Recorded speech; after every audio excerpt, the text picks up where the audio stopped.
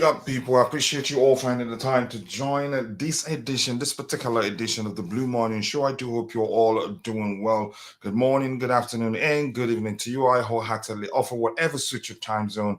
Once more, I appreciate you all finding the time to join. Today, we're here to review the goalless draw against Bournemouth away.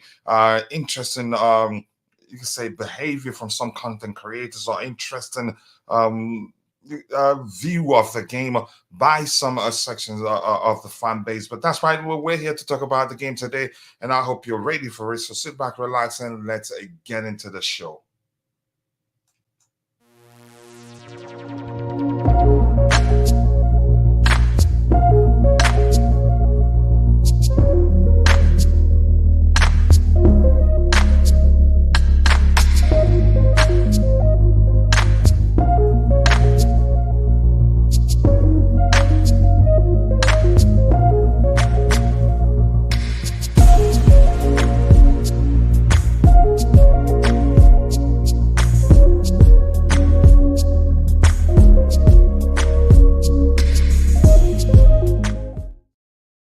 Yes, people, the game ended Bournemouth 0 and Chelsea 0.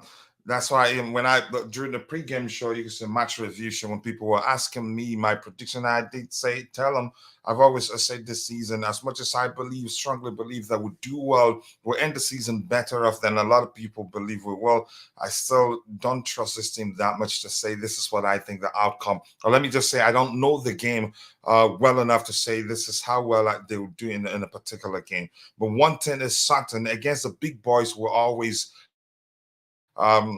play well. We'll only struggle against teams that defend deep or defend effectively, maybe, for lack of a better way to get my point across in that case. But that's, by the way, we'll move on from that. I have to say hello to people in the chat and see how they're doing before we progress. Let's see. Big up to all of you. And let's see. The first person there is Oladipo Mesole, my bro. I appreciate you. He says, good morning, coach, and everyone in the community. I appreciate you finding the time to join. And just know you can always give me a call or text me, ask me if I have time, so you can give me a call so we can work on the progress. Because if you don't, I have so much going on that it's easy to forget that I'm working our collaboration, let me say, your project. But that's why we move on from that. A coach out. The first attack of the day comes from a friend and a brother, Michi boy. Michi, I do hope you're doing well. More importantly, I appreciate you finding the time to join the show. And if you haven't, go check out Michi Boy's YouTube channel and be sure to subscribe. Let him know I sent you. And Constantine Dante saying, always pushing it back another 30 minutes. The question I want to ask you is this: do you want me come to the show sleepy? Because it's still actually 4:17 a.m. for me, and I actually woke up around 2 a.m. and started preparing, but still had issues to deal with before. That's just the way it is. It's not that simple. But Constantine Dante, much love to you and always nice to see you. Still not concerned? I'd say yes, I'm still not concerned. Here's the thing: you have a problem by thinking because we signed Moses Casado, because we signed Romeo Lavia, and because we signed Christopher Nkunku, all the names, what's his name, Nicholas Jackson, and all that's it, that we're good to go, that maybe we should be able to win the league. More importantly, you should actually pay attention to the fact that we have, you could say, what someone could argue, an entirely new team. And with that comes a lot of issues. And how well we've actually played, I'm happy. We're making great progress, and I still think this particular team is destined for great things, and I'm not too concerned, honestly. Let's see what else we have here. Nice to see you, Contender FC, saying developing plus contending, not winning FC. We are happy to do such things. I no longer recognize this club. That is just your opinion. For me, but I know you're quoting a Didier Drogba. For me, I recognize my club, and I can understand, honestly, where the plans of you can say the project. Maybe lots of us I know don't. A lot of us, a lot of people don't want it to be that project that the owners want it to be. They want something. They want instant success, and unfortunately, the owners aren't ready for that. They're ready to go through the pain, and then you could say, dominate for a while. I think that is simple. That's just the plan for the project, and I think it will happen. And unfortunately, just you won't be, if you can do yourself a favor, no matter how negative you decide to become, or how you can say you choose to always name call the owners and blame them for the reason why we're suffering, or a particular player. It doesn't change anything. So you might as well do yourself a favor and just look. You say, try and be a bit positive. Look at the situation and say, what can we do to become better? That's how I see the situation. But truthfully, I think this team is destined for great things, and I'm not concerned really. But that's, by the way, we move on. Good morning to you too, Norton. Always nice to see you. Big up to you too, Brianni Yahayu, aka 343 Dilemma. Contender FC, Jackson FC, Vivel FC, and you're back to Contender FC, and that's because probably you're not happy, and I totally understand. I said I will board the bus after 10 games, but I guess I am boarding the bus next game if we lose to Unai's Villa. To good evenings, Aston Villa. Yes, I think you're already actually on the bus already.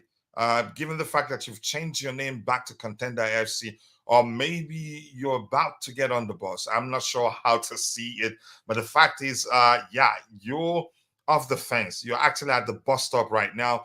Big up to you too, JC. Always nice to see you. I appreciate you joining. And yep, to chill out once more. Constantin Dante, always nice to see you, brother. Much love to you. Got that a funky pajamas on again.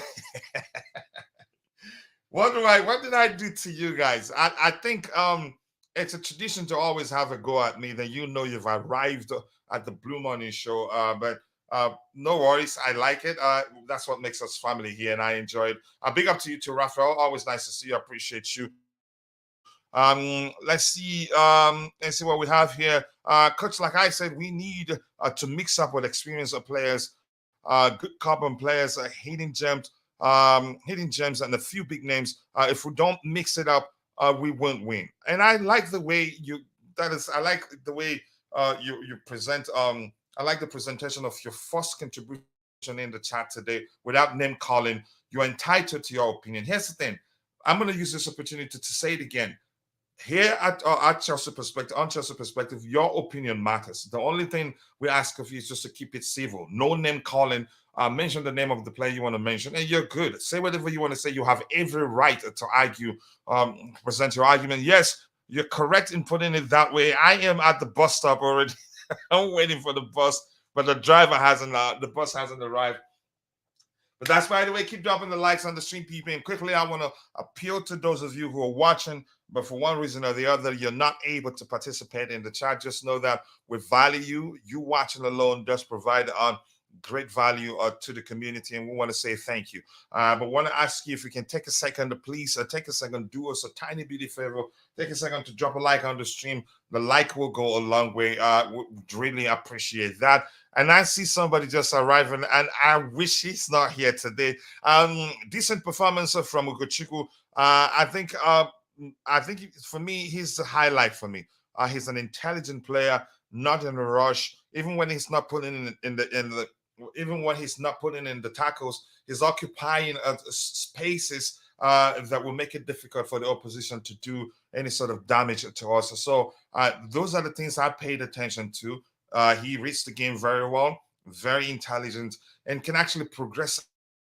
He's actually press resistant. Actually, I didn't know that much about him until yesterday. But yeah, we have a depth.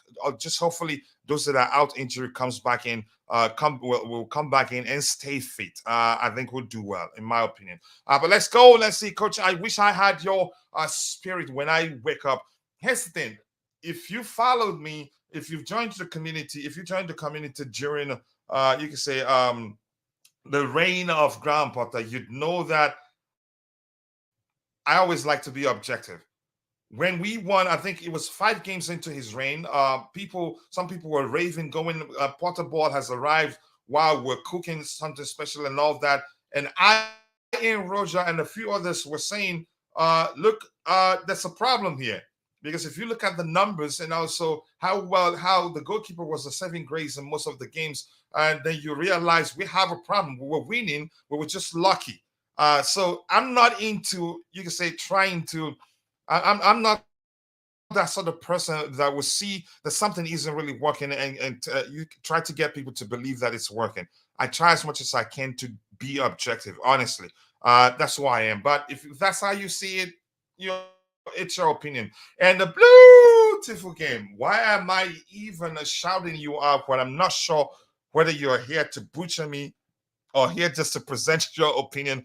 Coach, I turned my back for 5 minutes and you are out here attacking the punch out as there's no punch out boss. I didn't say that. I was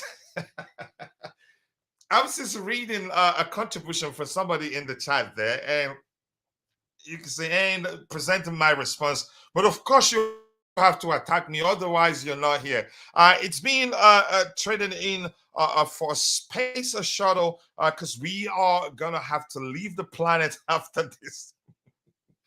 Oh my gosh, much love to you. And if you're watching, if you're able to see the emoji panel or the emoji pane on the right bottom right hand side, you can click on the heart icon or 100% icon or whichever one you prefer to help us reach more people. I appreciate you. Let's see what else we have here. Yeah, but thank you, much love, and nice to see you, brother. I haven't seen you in a few days. I hope you're doing well. Please do let us know. Jackson is so average. That is your opinion. I don't think he's average. He's not the only one that missed chances. These things do happen even to the best of the best. But I think he will come good. Here's the thing. More important thing, he's making the right runs. You can say being available in the right spaces, just putting away the chances is all that is left. And did he miss a chance yesterday? Actually, I think he wasn't the one that missed chances. I think Conor Gallagher missed two, and Raheem Sterling one. I can't quite remember because I haven't watched the game again, but I think we will come good. Let's see, what else do we have here? Keep dropping the likes on the stream, people. The likes that do go a long way. I appreciate you all. Pick up, coach. This game wasn't a low block. It wasn't. That's the truth. I think they tried to attack us. They actually attacked us. So this means we cannot beat a low block and defend against against attacks. Okay, we're getting relegated, coach. I don't think so. Here's the thing, and I have to say, let me just say this: if you can say, if you expect us to be firing on all cylinders after how many changes, then you're not being truthful to yourself. We are practically playing with an entirely new team. I get it. The injuries we have currently, players we have out injured currently doesn't help. But you still have to count that. So to me, I don't think we're getting relegated. I think we'll make it into top, let's say top 5. And if we don't do that, I've said this before. If we finish 12th, then divide 12 by 4. It was, did I say 3? Remind me if I'm missing anything. Divided by 4, and the number you get, I'll give 100. I'll do $100 giveaway times by that particular number. That's how confident I am that we will do well. And if you remember, I wasn't that confident on the Graham Potter. Big up Bluetooth again, just saying hello to each other there. And we have a Lone Boys FC says, I am sorry, but not getting a dozen in the swap deal with Juve for Lukaku is just idiotic looking right now. I mean, you could say that. I wanted us to do the deal, but for some reason, the ownership, you could say the hierarchy didn't want to do that. And I'm not going to complain too much. We move on. So maybe because, yeah, as Constantine Dante will always mention, the project, you have to be at between a certain age to be suitable for the project, for lack of a better term. Maybe they felt like, he's not the right fit for them. And we move on. We have Broya. I think Broya is capable of doing well. That is if he comes back the same. Because usually when players are out for a long time with an injury, usually they don't come back the same. Hopefully he comes back the same. We have Jackson, we have Nkunku. I think we'll be all right. And the key, David Washington is actually good enough. But this is an entirely new team. I don't expect them to be firing all cylinders now. And honestly, given the fact that we have too many changes given the fact that we're playing with practically an entirely new team, honestly, I'd say we're making progress in so many ways. And but we get to talk about how we're making progress and the negatives. And the 40 million to add on was practically the fee paid for Jackson. Make it make sense. Like I said, I wanted us to get Vlahovic. He's a different profile of striker from um, Nicholas Jackson, and that would have allowed us to mix it up. But again, you make sense in your argument, and I'm not going to argue against that. So let me catch up here. Let's see, Coach. It is over, but we should have got a Tonelli since we didn't get my boy Urati. Would have loved Nicolo Rovella as well, but Tonelli is experienced. Yeah, I think I agree with you, but yeah, we move on with what we have. Road to the championship. Let's go. Aston Villa gonna slap us at 7-2. Okay, maybe here's the thing. Every time people come out and say we'll slap a certain team 8-0, 4-2, that's when I'm concerned. But if we're concerned that we're gonna lose to Aston Villa, then I'm confident we'll beat them. Like they did it to Liverpool. Problem is I don't know where we're going to get the 2 goals. Let's see what happens. Coach, no, I meant just your energy when you wake up so early. I don't doubt it. Respect. No, I appreciate that, brother. Even if you meant, the other, what I thought. Again, you were saying it's still the same thing. It's still love here, and I appreciate you. Let's see what else we have here. Yeah, he missed. Hit the post. Yeah, but that was from an impossible position, actually. So I give him credit for that one. Love that bench yesterday. Okay. The 100%, $100 bills stacking up, Coach. I'm not too concerned. I'm capable of fulfilling my promise. And you know that. I get your point about players needing time, but we have many horrible players like Casado and Enzo, but Mudryk, Jackson, Madrick, among others, deserve time. I think a lot of these players will come good. We don't even have Tuchel's 11 points to save us from relegation this time. And can you believe Lampard and Potter had a better start? I think we'll be good. Honestly, I'm not concerned. Lavia as well. Dusan is 23 and it's his worst in the Serie A. 10 goals to 12 goals. Jackson last season, his best season. Yeah, I think he will make a difference in the midfield. We have a good squad. Honestly, it would take time, but I'm not too concerned. Okay, let's see what else we have here. Anything else I should get here? I cannot believe they give the dog the armband. Wow. Potts knew what our players project was, so I don't get his comments. We get to that again. I didn't even watch. I haven't watched his post game presser. We've struggled to score goals for many seasons now, and it's not going to change anything anytime soon. Wow, you're seriously concerned. The Poch all over the place with his message. So it's if that translated to the players, then we do have a big problem. I'm not too concerned, honestly. If you look at the factors, you can say leading factors that's led to us underperforming, then you know it will change. If we get all players back from injury and the players, you can say, develop a better chemistry between them, I think we'll be good to go. I'm not too concerned, really. But that's by the way, I'm going to come to Bobby, and please keep dropping the likes on the stream, and also do subscribe to the channel if you haven't.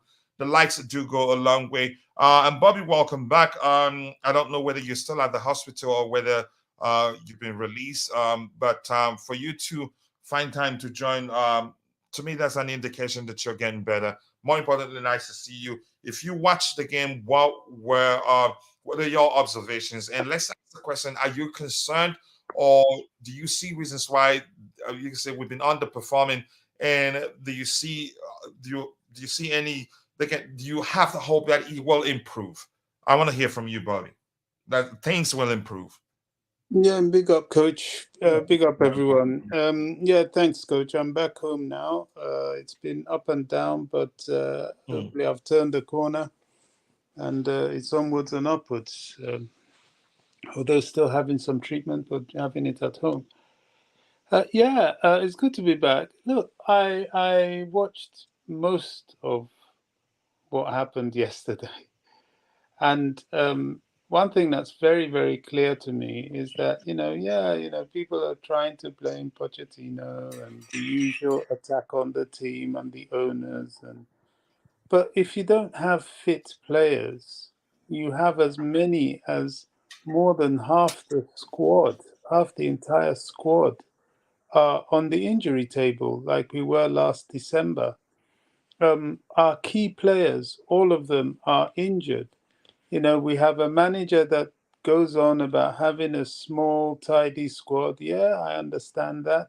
We have a fan base that goes on about a small squad and everybody plays. Yeah, to some extent, I understand that. Although they're very happy to have us sell players like Lewis Hall to sit on the bench for Newcastle, to be strength in depth for Newcastle. But when they do that for Chelsea, everybody screams and shouts blue murder. It's a very strange situation, which I don't see has any hope for rectifying until we address the injury crisis. We've got some injuries that are, to me, quite significant. Nkunku was bought to try and solve the striker problem. He's injured. We have a striker in Amando Broja that everybody's hoping on. He's injured. We have Reece James, who is a key and if not the best player for Chelsea. He's injured. The back lines seem okay, just about, apart from the fact that it's so obvious that Thiago Silva is slowing up, and we need to start playing away from his strengths to the strength of the team, because it's not about Thiago Silva. He's a wonderful servant.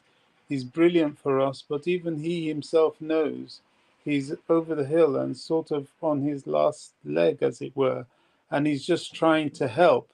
Well, part of trying, he doesn't wear the armband deliberately because he's trying to bring the youngsters through.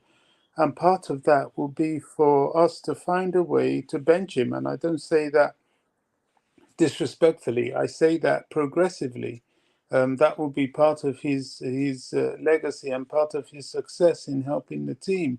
If there are players that can bench him, and there are, it's just we have to change the way we play to accommodate them. Look, this is the root cause. Well, you can't see beyond the injuries as a problem with the team because it's a significant number. It would affect anybody.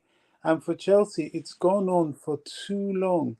For 3 years, we have had these sort of injuries. Last year, we had these numbers in injuries. Key players are not playing. Reece James doesn't play for Chelsea Football Club. He plays a handful of Premier League games a season. It's not acceptable. We have to start calling this out. We have to start reviewing our transfer policy.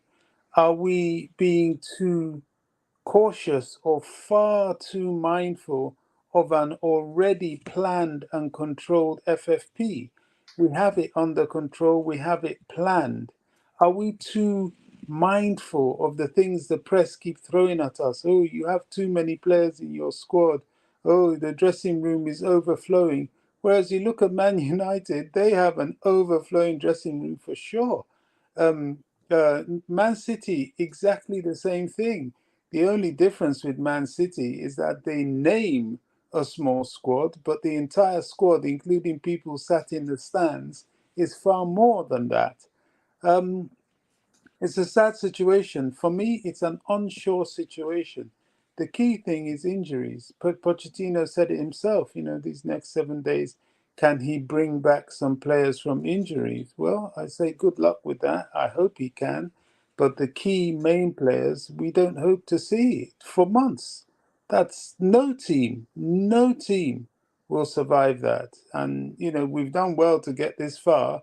But now, because the whole squad has been overhauled, we're seeing the consequences of that. And we keep blaming things that are not to blame. This is the root cause. This is the issue. And all efforts and concentrations should be made on curbing this injury problem and making sure our key players play. Imagine Arsenal without Odegaard. Imagine Who else is up there? You know, a lot of these top teams at the moment, without their key players, they would not be where they are. Um, it's unfortunate. It really is. It really is. I can't say there is any other answer until we bring back these injured players and have them playing for Chelsea in the league. So to me, it's that simple.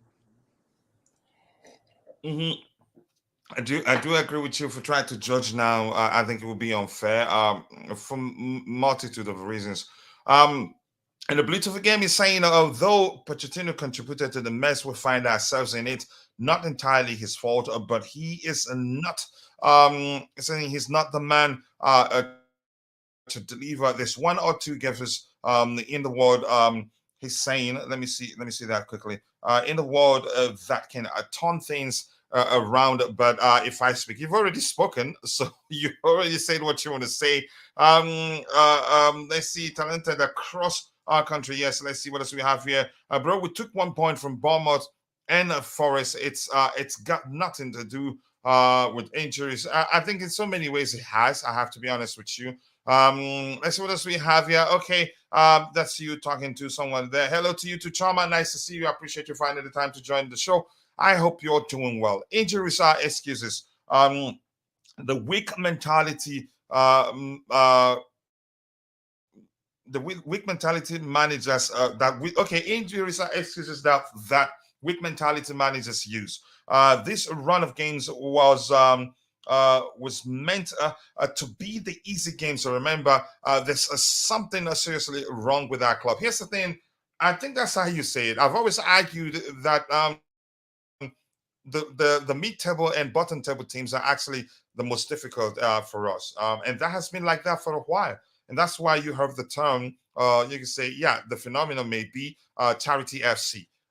Yeah, we do well against big opposition and struggle against mid-table and bottom-table teams. That has been like that for a while, but I think it changes the moment this team clicks, and I'm hopeful that will happen soon. And Choma, good morning to you too. Always nice to see you. I hope you're doing well. I appreciate you finding the time to join. Let's see what else we have here. Good morning, Obima Dubawane. Always nice to see you. I appreciate you joining this morning. Thank you so much for joining. Nkunku does not fix this issue. I think he will. Maybe he alone cannot fix it, but at least he will be part of the solution. That's how I see it. Hey, at least we didn't lose. That's one thing people aren't paying attention to. And let's say, had that Raheem Sterling's penalty gone in, I don't think a lot of people will be talking much about how bad we've been, on how the manager is a problem, or how a certain player is a problem. But it's a Chelsea thing. If we don't get the result we want with desire, finger pointing is our thing. Sanchez saved us. He had a top game. That's a good sign too. He's picking up form, even though he hasn't played consistently for a while. That's a good sign for me. Mentality is a problem. I don't think mentality was the issue. Actually, you could still argue the problem we had was just execution. Arteta took 2 years at Arsenal for a turnaround. Poch also need 2 years, I believe. Might take 3 years, as Chelsea squad is very young and too many changes. If we're being honest to ourselves here, I didn't finish the game. It was too boring to watch. Guys, the game was good. 6 players in the Chelsea game were all less than 21 years old. 6 players never played EPL. Building takes times. Why are we not Can I patient? please To point? answer that question quickly, we've all been used to, you could say, now resort, for lack of a better term, or just sign established players and win something right away. I don't think we've ever experienced such, you could say, such time in our club where there's a wholesome change like this, and the players are all as young as these players are. That's why some of us are finding it difficult to deal with it. Bobby, I'll come to you in a bit. Just 1 second. Coach, let's talk about keepers for an hour. So don't deflect. Maybe we wait until the chairman of the goalkeepers union joins. Sanchez saved us. He was excellent. Honestly, we have to be honest. Chelsea need a striker. Maybe that's what we need, but it's up to the manager. One more thing I noted is Poch is very slow to react during the game. We are living in an era where reaction itself is a step low. Wow. Now coaches predict and make moves in advance. Wow, some argument. I hate when people make excuses for a lack of competence. Imagine at this level and playing for a big club, playing continuously, make a pass and control mistakes. Also, I smell a problem between Poch and Silva. Wow. Okay. Coach Poch would have done well this season only if he signed the right players. Signing Casado was a howler, in your opinion. Just add in your opinion. We will lose more games, especially with the run of difficult games. In my opinion, the so-called difficult games are actually the games will actually see results that a lot of people will go, wow, I didn't expect this to happen. Difficult games, and that is a fine as long as we see progress. And I'm seeing, in my opinion, I've seen progress so far. I never expected us to be perfect. And that was why I've always said, I'm not going to go to the extent of saying I expect us to win a game by a certain number or even win a game. All we need to see is progress in the right direction, and we're seeing that. We created very good opportunities. Sterling hit the bar, Nico hit the bar, Gallagher hit a straight at the goalkeeper, and all that. And there's one that, Sterling just, you can say, I didn't know whether he was shooting or whether that was meant to be a cross. I don't know. Chelsea have Colwell at left back plus a DM. That's too defensive. Of course, you are not going to score lots of goals. Santiago, thank you for that. Coach, you won't admit this, but I think you like Enzo. I like Enzo, and can you spell his name correctly, even if you don't like him? Only because he's playing for Chelsea. Deep down, you don't like him. Nope, I like him. My argument has always been, forget the argument that he should play in an advanced position. I've always told people he's a deep lying playmaker. The deeper he plays, the more effective he'd be. He doesn't have to be in an advanced position. The lesser he sees the pitch, the less effective he'd be. Even with the 39-year-old CB, we should be winning these bread and butter games. A reminder, Cahill and Lewis played prime Barca and Bayern while nursing thigh injuries, and JT suspended. What are we doing? The difference is that this is practically an entirely new team. Lack of good final pass was harming finishing, and Poch did adjust to it at halftime, but that didn't help too. Coach, do you think Enzo played too up front? I think he was too up front, and before the game I was saying I would rather Gallagher play there. Gallagher will get you goals, but I get it. He's not. He's not. You say he's not well suitable for the 10 for the role, number 10 role. But at least Enzo playing a deeper position will help us do better than we did, in my opinion. Poch deserves this for playing Sterling, who cannot hit the final third ball in head. Wow, head always down. But let Bobby say what you want to say so I can bring in IBC. Sorry, I had to catch up with what we have in the chat there. Go ahead, Bobby.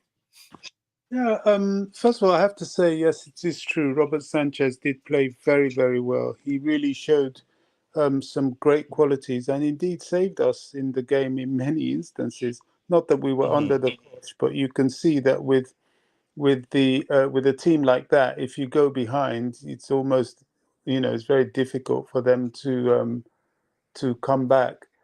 Look, as I keep saying, I wanted to respond to someone who said, using injuries as an excuse is not acceptable. Look, this is not an excuse. It is a fact. It's a reality. There is no team, and I mean that categorically, no team, not one, whether you be Real Madrid, Barcelona, Bayern Munich, missing 12 players with injuries, 12, and be okay. The Chelsea problem, is highlighted by the fact that our team is young anyway, and then they are hit by 12 injuries now, and at least 5 or 6 of those players are key players that will play if they are fit and are needed to play. Brozier being one. We don't even know what condition he's in, and he hasn't been around for good. This is the second season.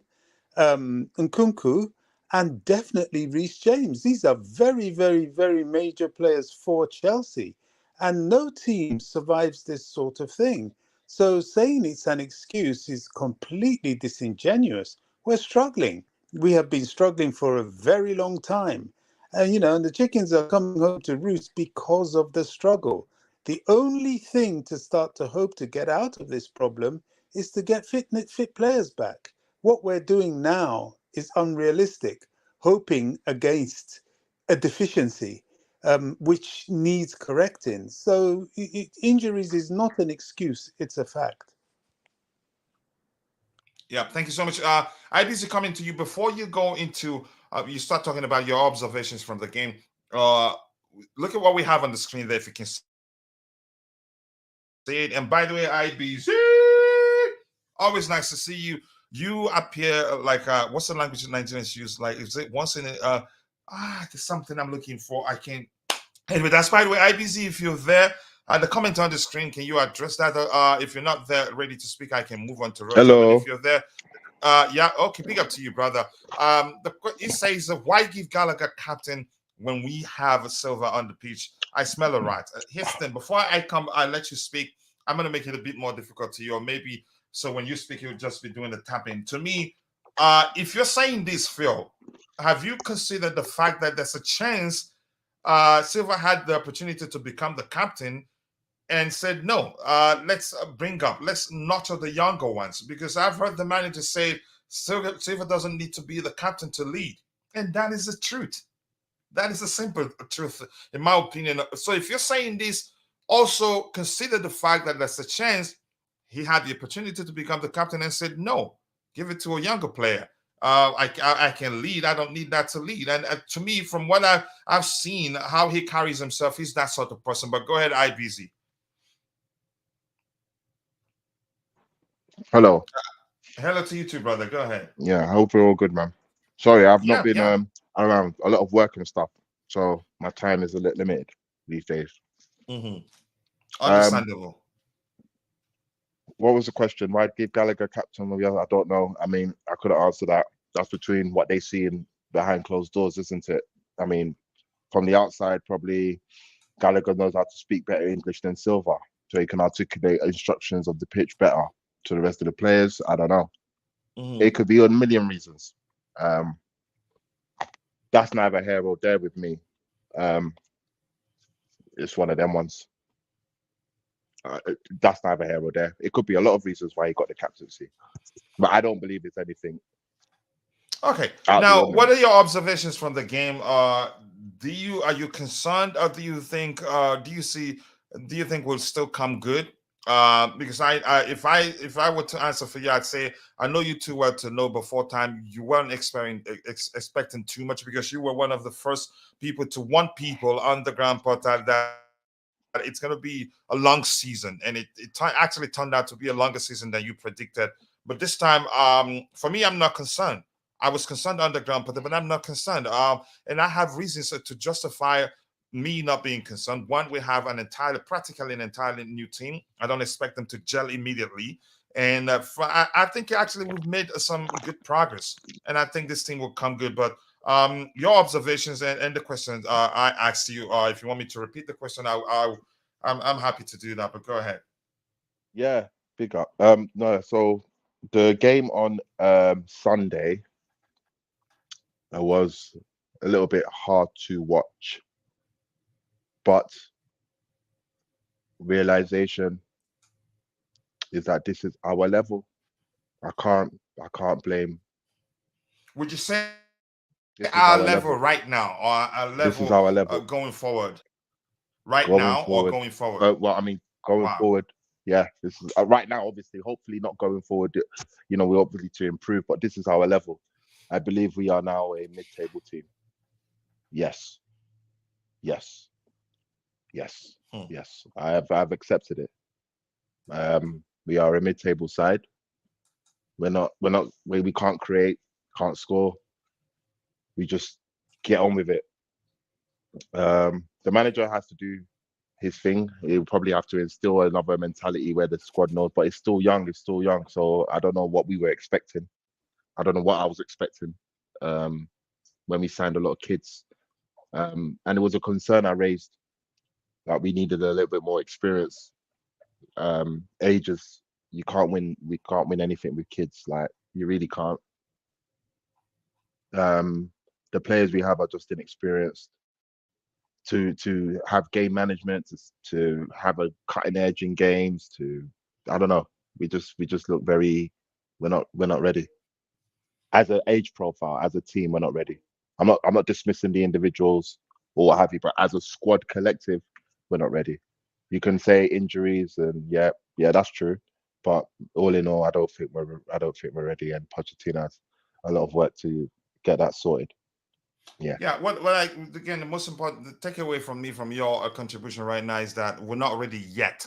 The word yet, I think we'll get there. We have a crop of us brilliant talent that will come good. It needs time. I Maybe think I would have loved us maybe in the to next mix 2 years. things up with more experience. Maybe in the next 2 years we'll be good. Yeah, possibly. Maybe in the next 2 years, yeah, but or maybe right now, next year. We don't even know how this season ends. But unless I don't know, I don't see a turning point. Obviously, that will be me relying on key players to be fit, which I can't rely on that because it doesn't happen. When does a key player like Reece James ever give me a full season without any injuries? So this is an inevitable that will always happen. So I have to know that that's a hinder. Did we address this situation? We did, but we didn't. We brought in a young G to replace him if he gets the injury. That young G is obviously not of the caliber yet to hold it down. So we are where we are. Ben Chilwell, he's being replaced by a guy that can play left back, but probably not in terms of what the wing back to do, running up and down the wing to assist in the attack. Probably can't even do that. So we got a full back, like a Nathan Ake type in Colwill. So that probably hindered that attack coming in from the left. We didn't have any firepower. Striker situation still meh. We're relying on an understudy to Gerard Moreno from Villarreal. Only man that come in because of Gerard Moreno's injury, who had a good form, who we're relying on to get in the goals, who still hasn't yet scored more than one goal for us. Obviously, the goal against Luton, which was a tap-in, is what we're using that as a testament to say, yeah, he will come good. So I've accepted it. This is where we are. We didn't address the issues in the summer. We went for an approach where we're going to sign kids for the future. So we are doing this for the future. Right now, we're just where we are. We have to accept it. All right, thank you so much. Before I go to Roger, the chairman of the Goalkeepers Union is here. He will be very proud of Robert Sanchez. And boy, he was good. And I think he's picking up form. Probably the signing of Petrovic. But I think even if you argue that he's still, again, he had it in him. Just haven't played for a while. And it's starting to show, you could say, good match sharpness.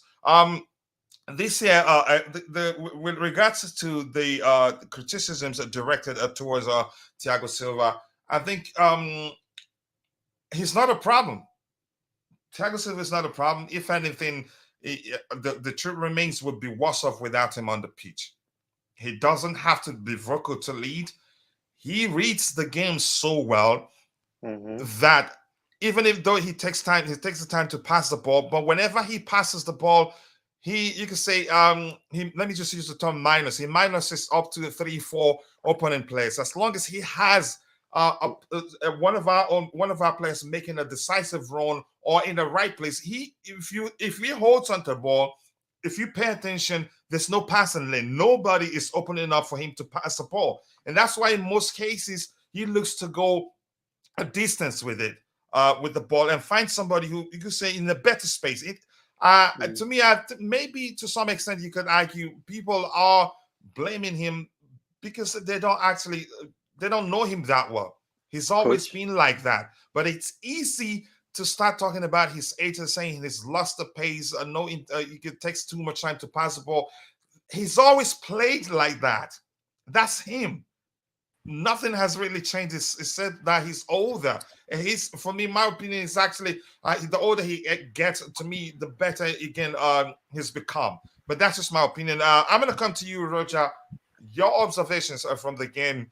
Are you concerned, or do you think things would change? I'm sure you've heard me talk about answer these questions myself. I'm not concerned, honestly. But You go ahead. Your observations. Do you think things will change, or do you think that's it? We're done. It's going to be we'll end the season same as last season. But Roger, you go ahead. You have the floor. Hello, gentlemen. How are you? Hello to you too, Bobby. Great to see you, sir. It's been a long time. More importantly, yeah. Big up, guys. Big up, my brother. Big up, everyone. Roger, IBZ. Yeah, IBZ. Yeah. Hello, sir. Big all up, our, man. All our How gentlemen. you guys doing, man? Yeah. Sorry to be on a downer. Just listen. I've listened to what everyone has said, and as usual, there's a lot of validity to it. There really is. Let's be honest here. There's one thing that I have noticed, and yeah, I know I'm going to get laughed at. It's a very small sampling size, but Gusto, I've noticed him. I've been paying special attention to not what he does defensively, but going forward, crosses. It's very poor. I mean, it's laughable. 0 out of 3 for excuse me, crosses for the day. That it's not just the crosses, but it's the quality of them or lack thereof. I thought it was, when you consider what we have with Reece, how generally, listen, I'm not saying every single cross that Reece ever has is sublime. No, I'm not saying that, but his quality, the level of his crosses are very high. And you can't say that about Gusto thus far. Listen, he's only played a few games. I get it, but they are shocking. My concern is, this is what you asked me, Coach. Am I concerned? Yes, for one reason. We are not progressing. We are regressing. We're going against, and I mean this politely, not exactly an elite team in Bournemouth. That you would never confuse them with a Bayern or a Real, etc., or a Man City. This is, on paper, one of the easiest games you're going to have all year. I know there's no easy games. I get that. But you know what I'm saying. And we were inept, shall we say, going forward. Jackson, I'm a bit concerned about him because for everything, for all the superlatives that we garnered on him in pre-season, you have to say the opposite, because he does not look composed, which is what he was exactly in pre-season. He showed immense composure, and he has not. And you can tell the longer this continues where he is not scoring, and this is human nature, the more pressure that builds on him, and I get it. So it's a slippery slope, so to speak. We look. Listen, we didn't want Chilwell playing in the left wing, and we got what we wanted. But realistically speaking, yes, we hit the woodwork twice. I understand that, and it's a game of small margins. But had we won this game, hypothetically, I would still come away with this same sunken feeling that I'm seeing. But a lot of people will not. No, but that's they're entitled to that. But to me, it's the quality of play.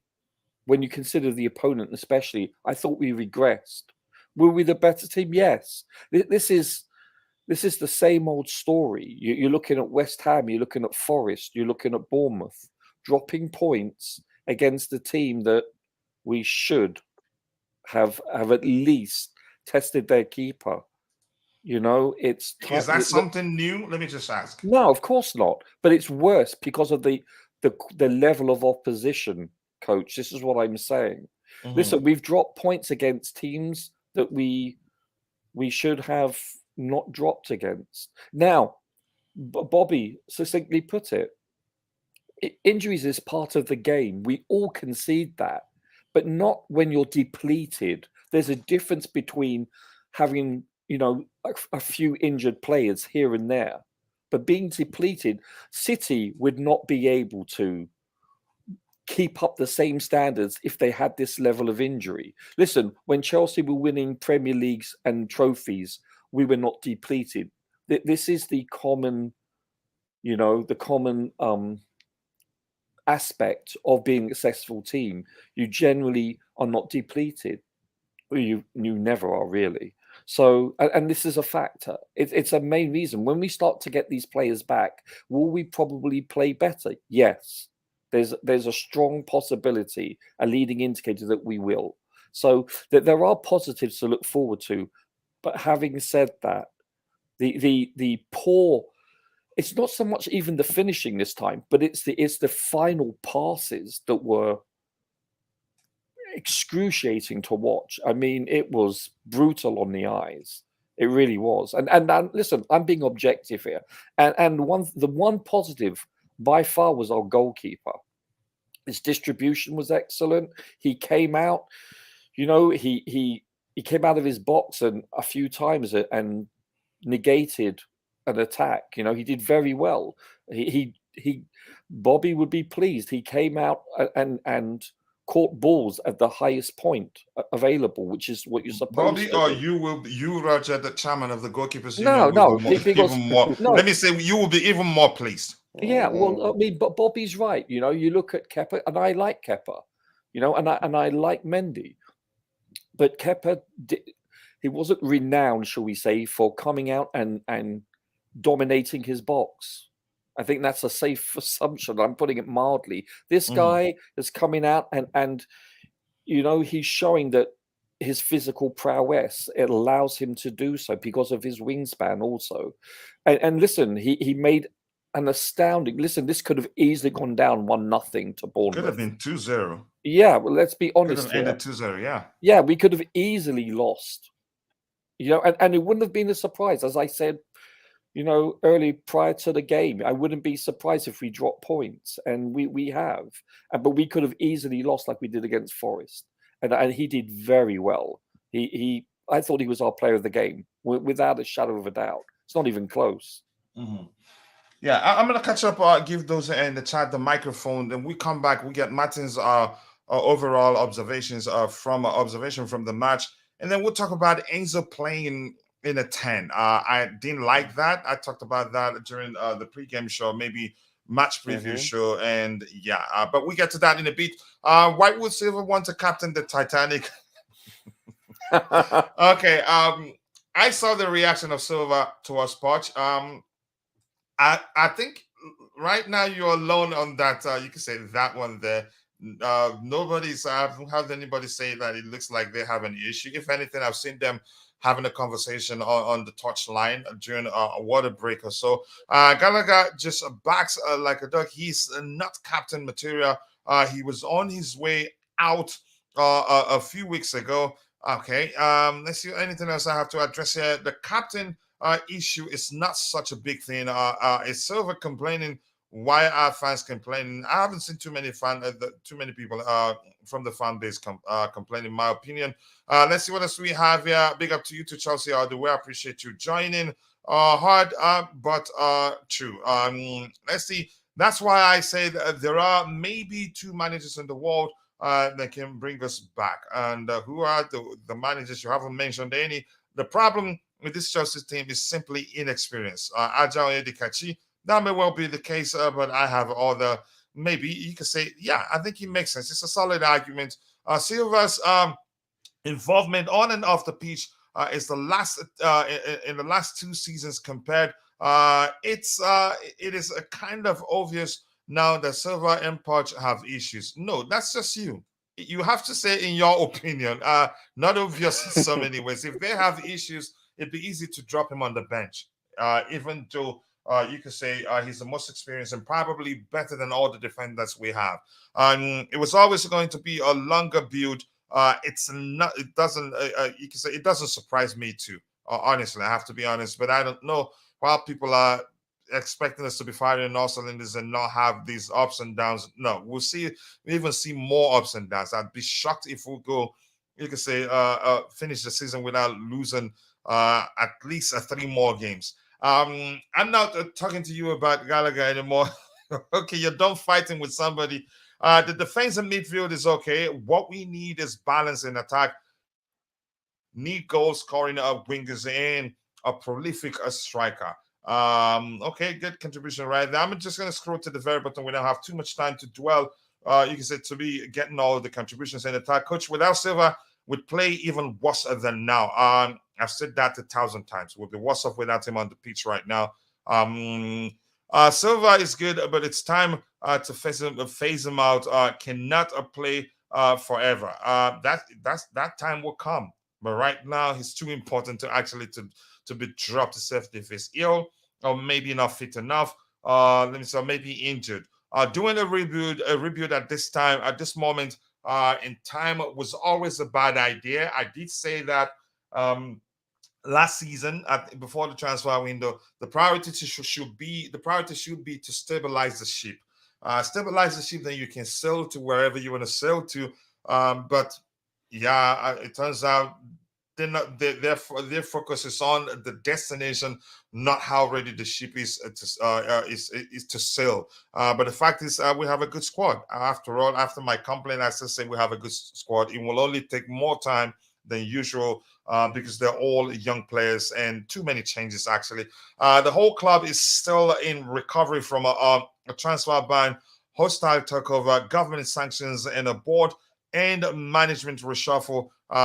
Stability, yeah, exactly. So I did say that last season, and they didn't do that. We lost to Nottingham Forest, and now we drew. So we're progressing. Ouch. Adebayo Makunju, always nice to see you. I appreciate you finding the time to join. Joe Shields needs to stop his nepotism in signing players. Wow. That is some argument right there. I'm not sure how to start making sense of that one. But Adebayo Makunju, more importantly, nice to see you.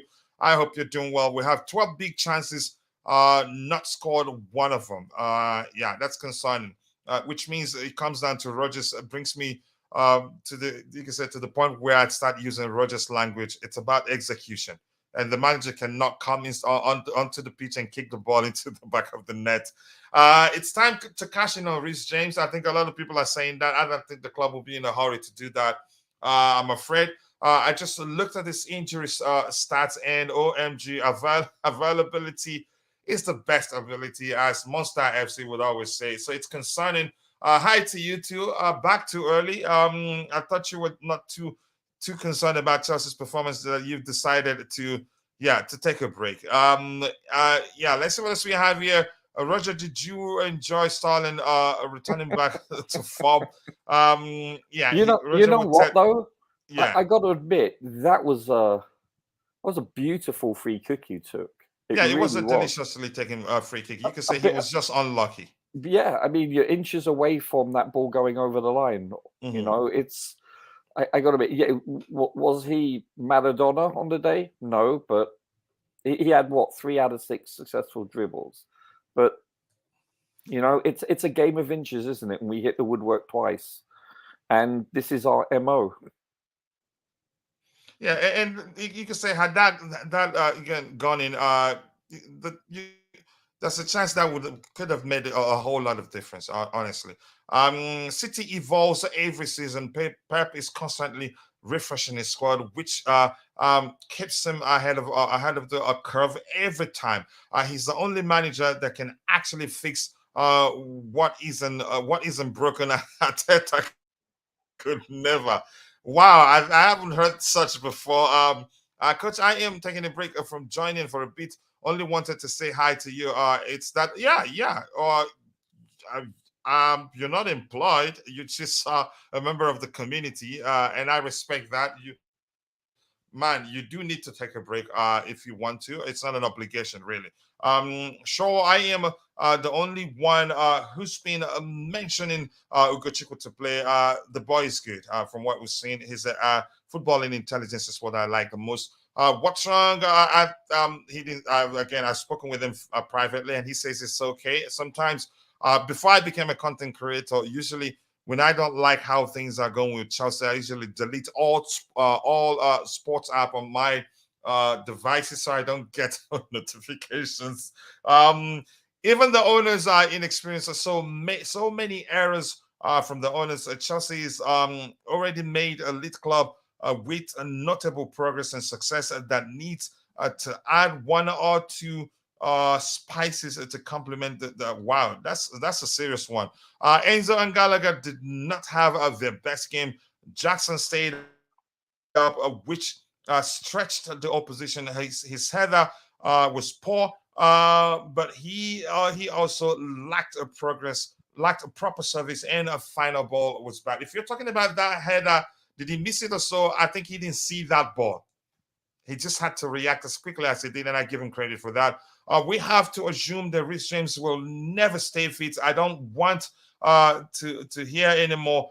If only Reece James was there, yeah. So we should learn to live without him. A type of reason we have been doing this for 3 seasons right now. So yeah, we should start paying attention to whether he's actually injury prone. And I think at this point, I think he is, until proven otherwise. Poch needs to go bring back Mourinho. He's one more. So Poch has to be the one to go bring back Mourinho. Okay. He's one more trophies, have more experience, and it's better than Poch. Mourinho with this team will not win anything, and he will be truthful. He would tell you, just like he did when we had Oscar and the young players we had at the time. He called them little horses, and says next season they will be better. So it will not be different under any manager. I'm starting to sound like Roger unknowingly. Silva is the reason Kowa is playing left back.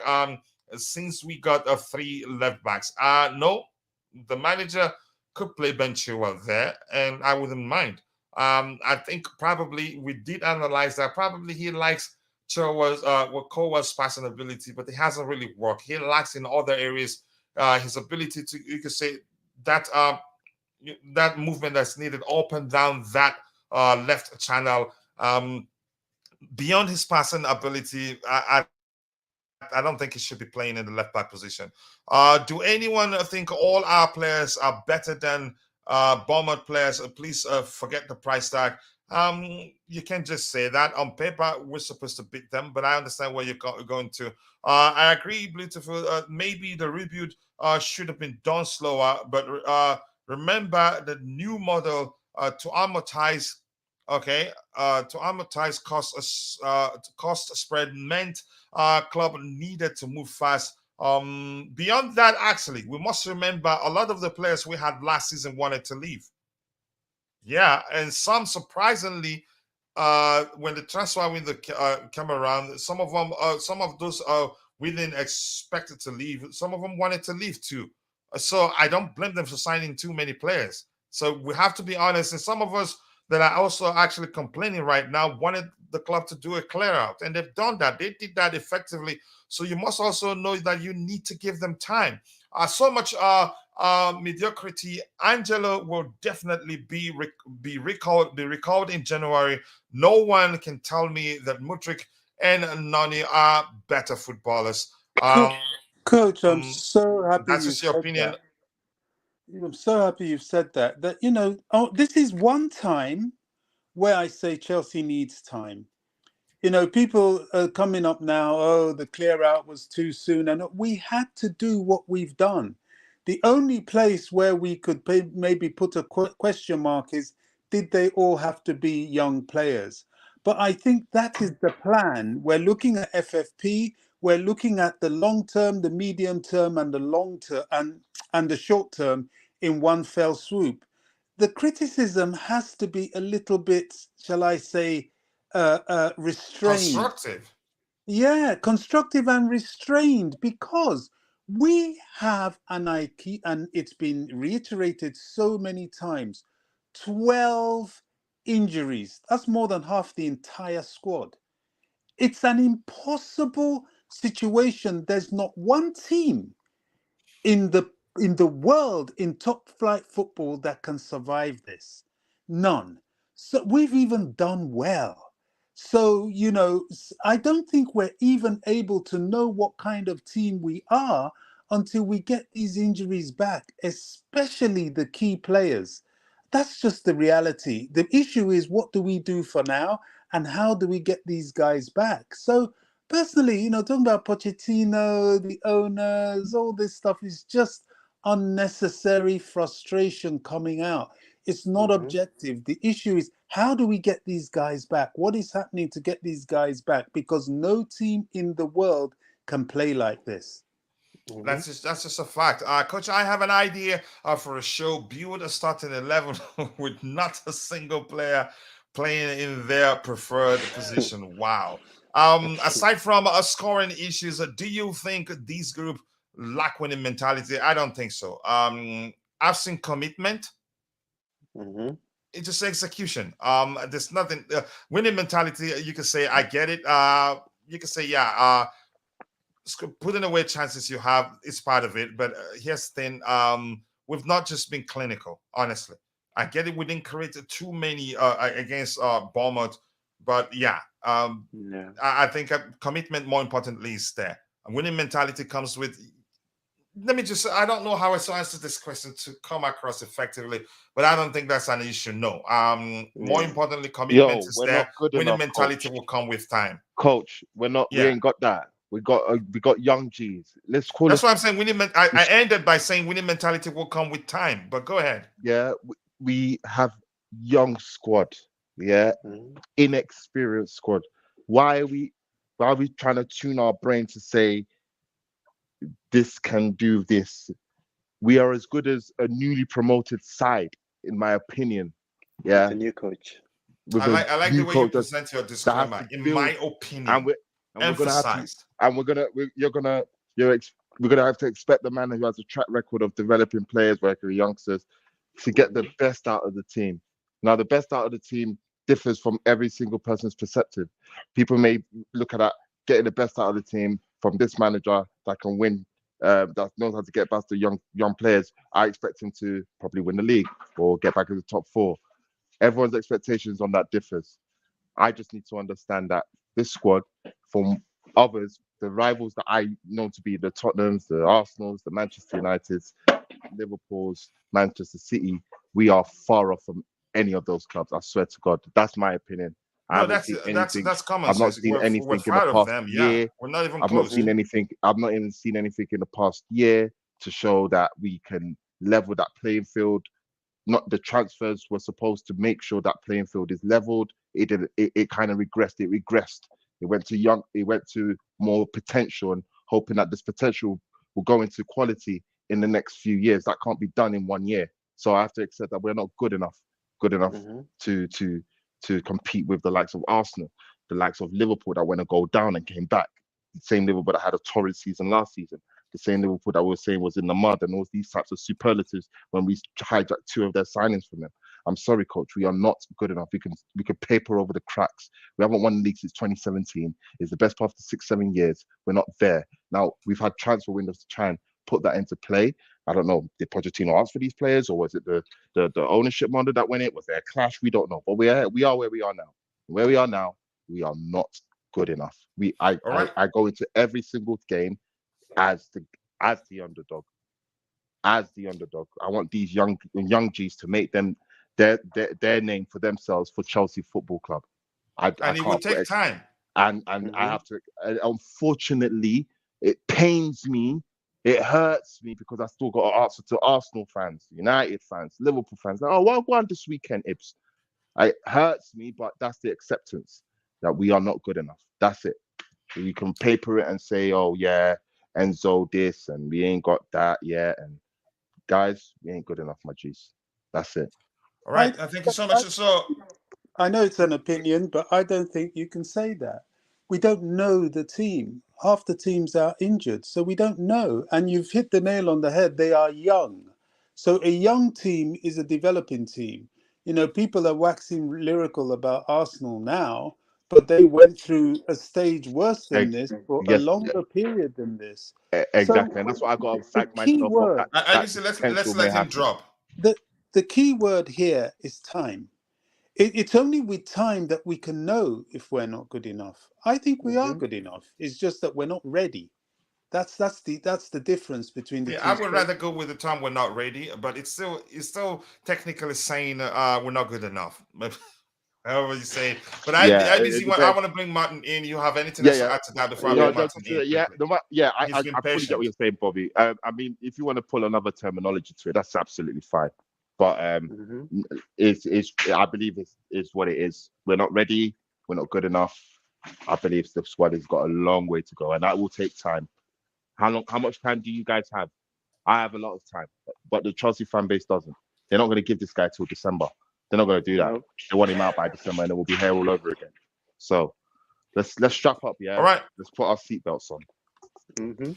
All right, Martin, over to you. Your observations from the game before. I want us to address, this is a different type of match review. We want to talk about Enzo playing in the 10 role, but you start by discussing your observations from the game. Are you concerned, or do you think we'll still come good? Did you expect us to struggle as we've witnessed? But you go ahead, you have the floor. Yeah, like we discussed, big up everyone.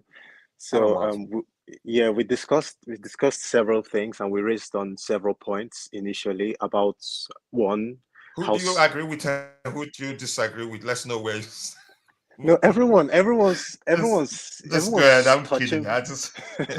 I want division here, but go ahead.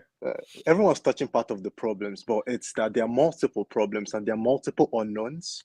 And the injured players give us a lot of unknowns. Most of these players haven't, played 2-3 seasons under their belt yet, which is also an unknown. So positions, system, the manager is also new, unknown. The keeper, the striker, the spine. There are just so many unknowns. So it's tricky to say we are good. It's tricky to say we are bad. Some people look at the XG. Some people look at what they're watching and they see it for themselves. So it's interesting, but it's different. I would like to look at it from a direct perspective, looking at the game, looking at what went wrong, and looking at areas that can be corrected or addressed differently. And there are different approaches, different profiles, yes, but it's tricky. It's a tricky situation we are in, and we are so unfortunate as well with the injuries, with the missed chances, hitting the bar, and all of that. It's quite unfortunate. So, all right, let's talk about Enzo playing in the 10. He have played a in lot the to 10. say on that. I didn't like that. I didn't know if you listened to the match preview. Where I talked about I'd rather Gallagher, even though I'd still argue Gallagher isn't well equipped to fulfill the 10 role effectively, that I'd rather Enzo play deeper with just the independence or freedom, if that's the language you prefer, to be more adventurous on the pitch or go wherever he deems fit. That I did also explained to an extent that Enzo needs to see the pitch to be effective. And the more he sees the pitch, the more effective it be. The closer he gets to the final third, he operates from the final third, the lesser he sees the pitch and the less effective it be. And if you ask me, I'd say had he started from a deeper position, would be more effective. And chances are Gallagher, we'll see Gallagher inside the box more than we did see on the day, and probably he put away one of the chances he gets, because I give him credit, he will get you goals. But you go ahead. Yeah, and the key word here is ball progression. And we have a master at that, which is quite interesting, because everyone was singing about, Enzo needs a DM, he needs a DM in a double pivot, and now we have lots of DMs. We've pushed him into it. Yeah, everybody wants him to play in the 10th position. It's like, no, come back, come and have your 100 touches a game, come and have the 6 out of 6 long balls, come and have those shredded balls, finding the wingers. The chances are being created. We're just not finishing. Yeah, I know, but we're talking about another problem. Yeah, the amount. It wasn't perfect, Bobby. The argument is, had Enzo started from a deeper position, would do even better. Because exactly. He wasn't that effective yesterday. But go ahead, Martin. And this is exactly why Thiago ends up holding onto the ball and looking for options. Now, the option he's looking for is Enzo. We see how that played out last season. He goes on and says, "Here's, give me the ball," and he finds someone. He's press resistant. We know that. So opponents pressing him or trying to put us on that tight corners or tight spaces, they know we can wiggle out of their situation. We know what his best attributes are. So it's quite tricky. And then Gallagher, we know this brother can finish. We might not like his touches, we might not like his gameplay, but he can finish if he finds himself in the box. So just make that little tweak. Just switch them for 1 second. Just 1 second. Just switch them. Then we have better ball progression. We have faster ball progression. And then we know his positioning and finish it, which of course we can, mourn about the one chance, but we know he would have several, multiple chances in a game. And he can get us some goals like that. So there are different aspects of the system that can be tweaked and you can get more out of it. Yes, some people might complain about the profiles or the players they prefer, maybe Palmer or this or that or Martin. Yeah, we can walk around those things, but they're fundamentals to systems that make systems better. Ball progression is one of them, and we seem to struggle about that. And the victim of this will be Thiago Silva because he'll need to hold on to the ball. Although, after watching the game twice, I can see it's down to instructions. I think Poch is telling them to calm the ball and keep it short, keep it slow. Because I saw Thiago telling Sanchez several times to hold on to the ball, let the player press him and then release it out. But that always puts us under more pressure. And I don't see how maybe we're looking to play out the press to draw the opponents out. Brighton do that. Gentlemen, can I just say, I thought Enzo playing higher up as a number 10, or Cam, however you want to term it, I thought he was, for the first time since we've signed him, this was his poorest game. Not because of him per se. I think that this role he's not suited to. I thought he was ineffectual. He was. The manager had to even take him off. But Roger, exactly. I'll come to you. Let's let Martin drop. I apologize. Yeah, your point is exactly what we are saying. It's because the ball is hardly progressed to him in that position. And it's hardly also progressed to Modric. Bearing in mind, most wingers get to touch the ball several times in the game. They get it, and then they choose if they want to dribble or they want to pass back. But when they're not seeing the ball, they go missing, and then people begin to jump on, oh, this guy was shit, we didn't see him.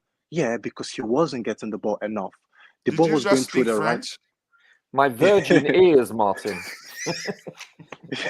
Yeah, so we kept on using the right side, which was the side Gallagher was progressing the ball to, with him, Gusto, and Sterling on that side.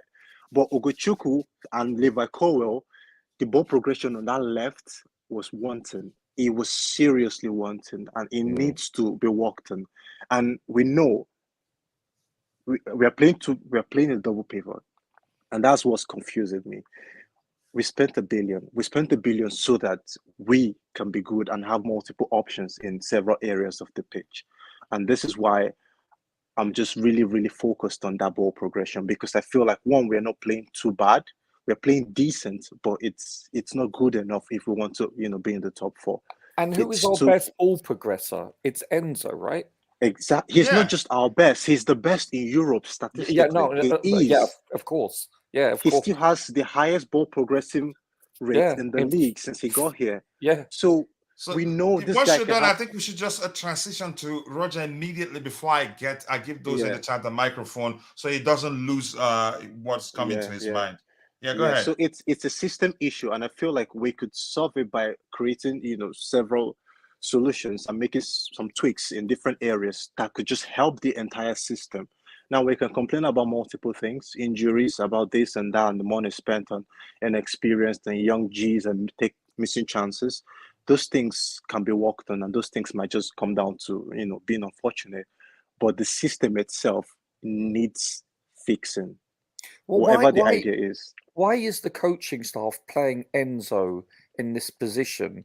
I mean, I think it's an idea. I think he probably asked for it because his dad was public about it. But you go ahead, Roger. You go ahead. Ask the question. I have an answer to that. The answer to that is they feel like he's intelligent enough to create more effect in the final third than he would being deeper. I think they feel they can progress the ball sufficient enough to those in the final third. And if he finds himself in the box, they feel he's got the intelligence, the creativity to directly affect the play better in that position. Bearing in mind, Poch wants to play inside forwards. He doesn't want the wingers wide. He wants fullbacks on the wings. So if people are playing in the half spaces, he thinks that once the ball gets into that space, you have an Nkunku, Enzo, Jackson, they could cook a lot of defenses just being together like that as a package. So I think that was the intention at the time. But now the system is struggling to get to that intention, and then the injuries and personnel. So there are a lot of things going on. But yeah, I think that was the initial intention. But my other issue, very briefly, Roger, is, take it from there before you lose your thoughts. Yeah, my other issue with Enzo was he took one shot from outside the box, and had you not known, had a person not known our teams, let's say wasn't familiar with the Premier League, it looked like Enzo was passing back to the goalkeeper, let alone taking a shot. It was a joke. Listen, he's one of my favorite players, don't get me wrong, but he is, to say ineffectual is an understatement. He lacks power in his shot, and when he does utilize power, he's woefully off target. I'm just very shocked.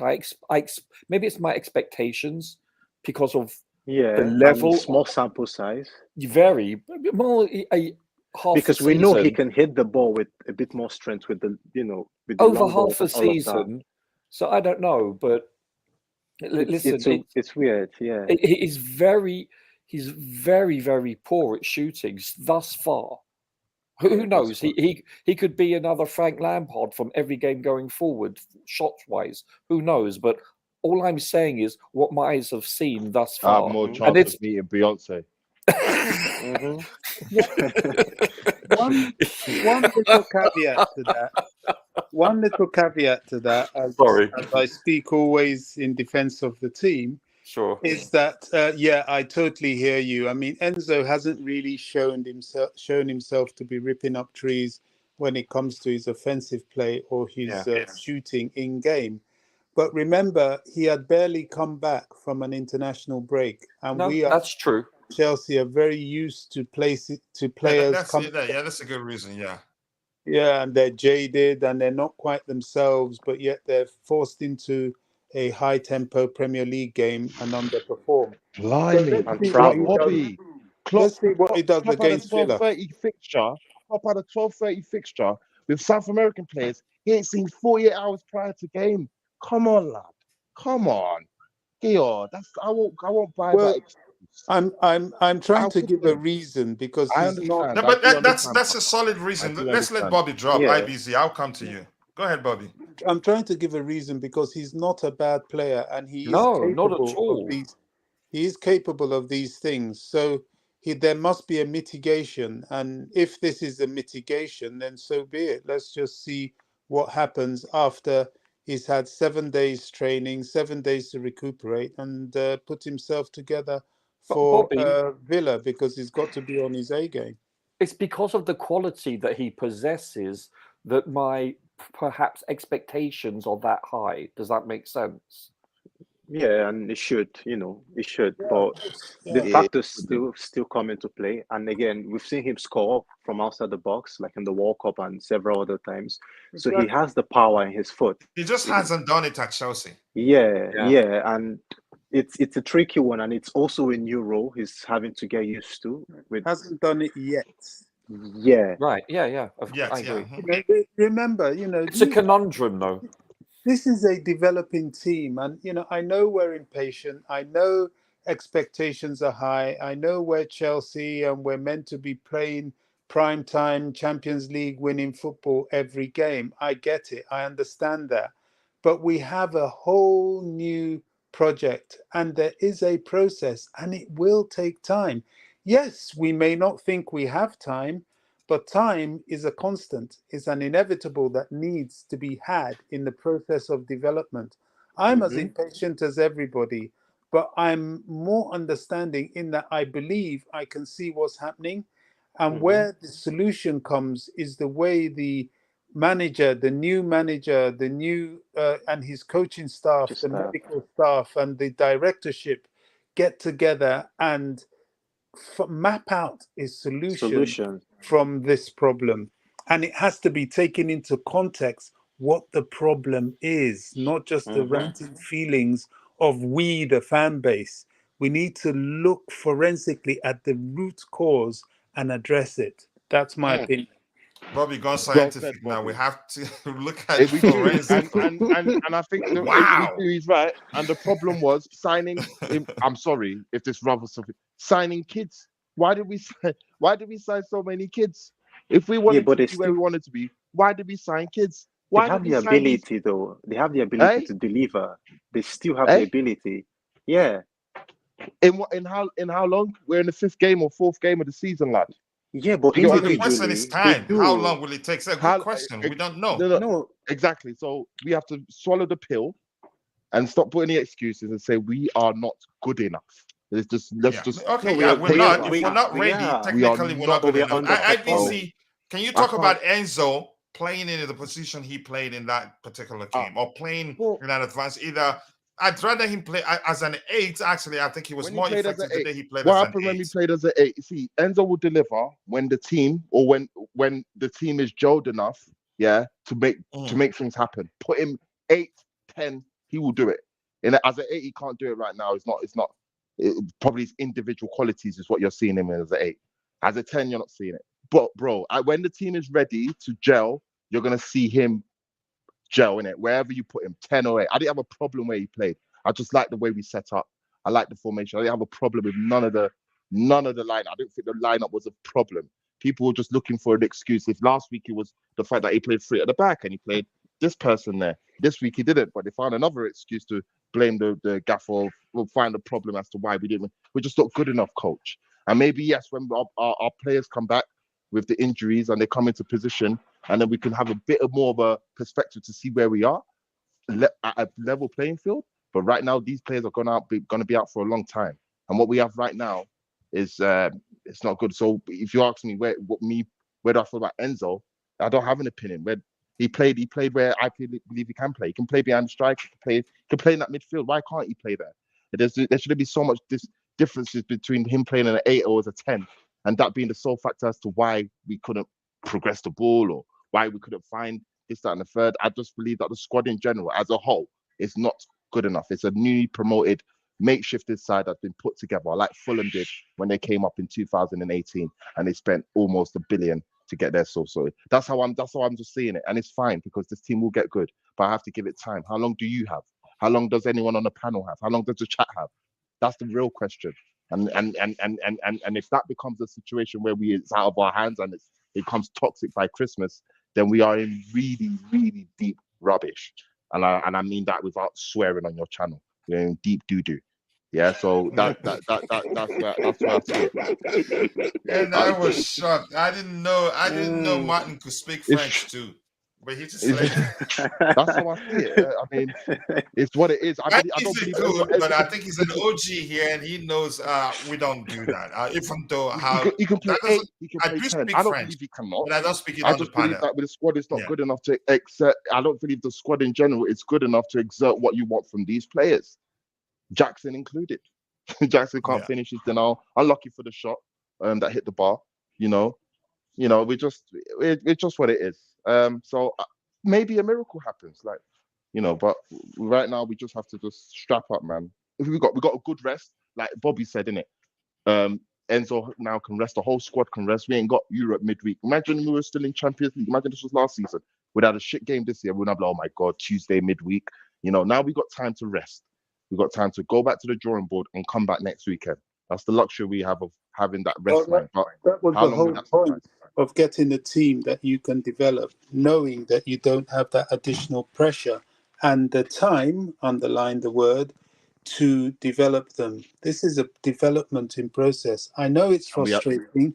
Everybody's frustrated, and often when you're frustrated, you lash out, and it's not going to change anything. What is going to help is us having the patience and the faith in I those hope in so. place to develop, just like all the other teams that have developed from scratch.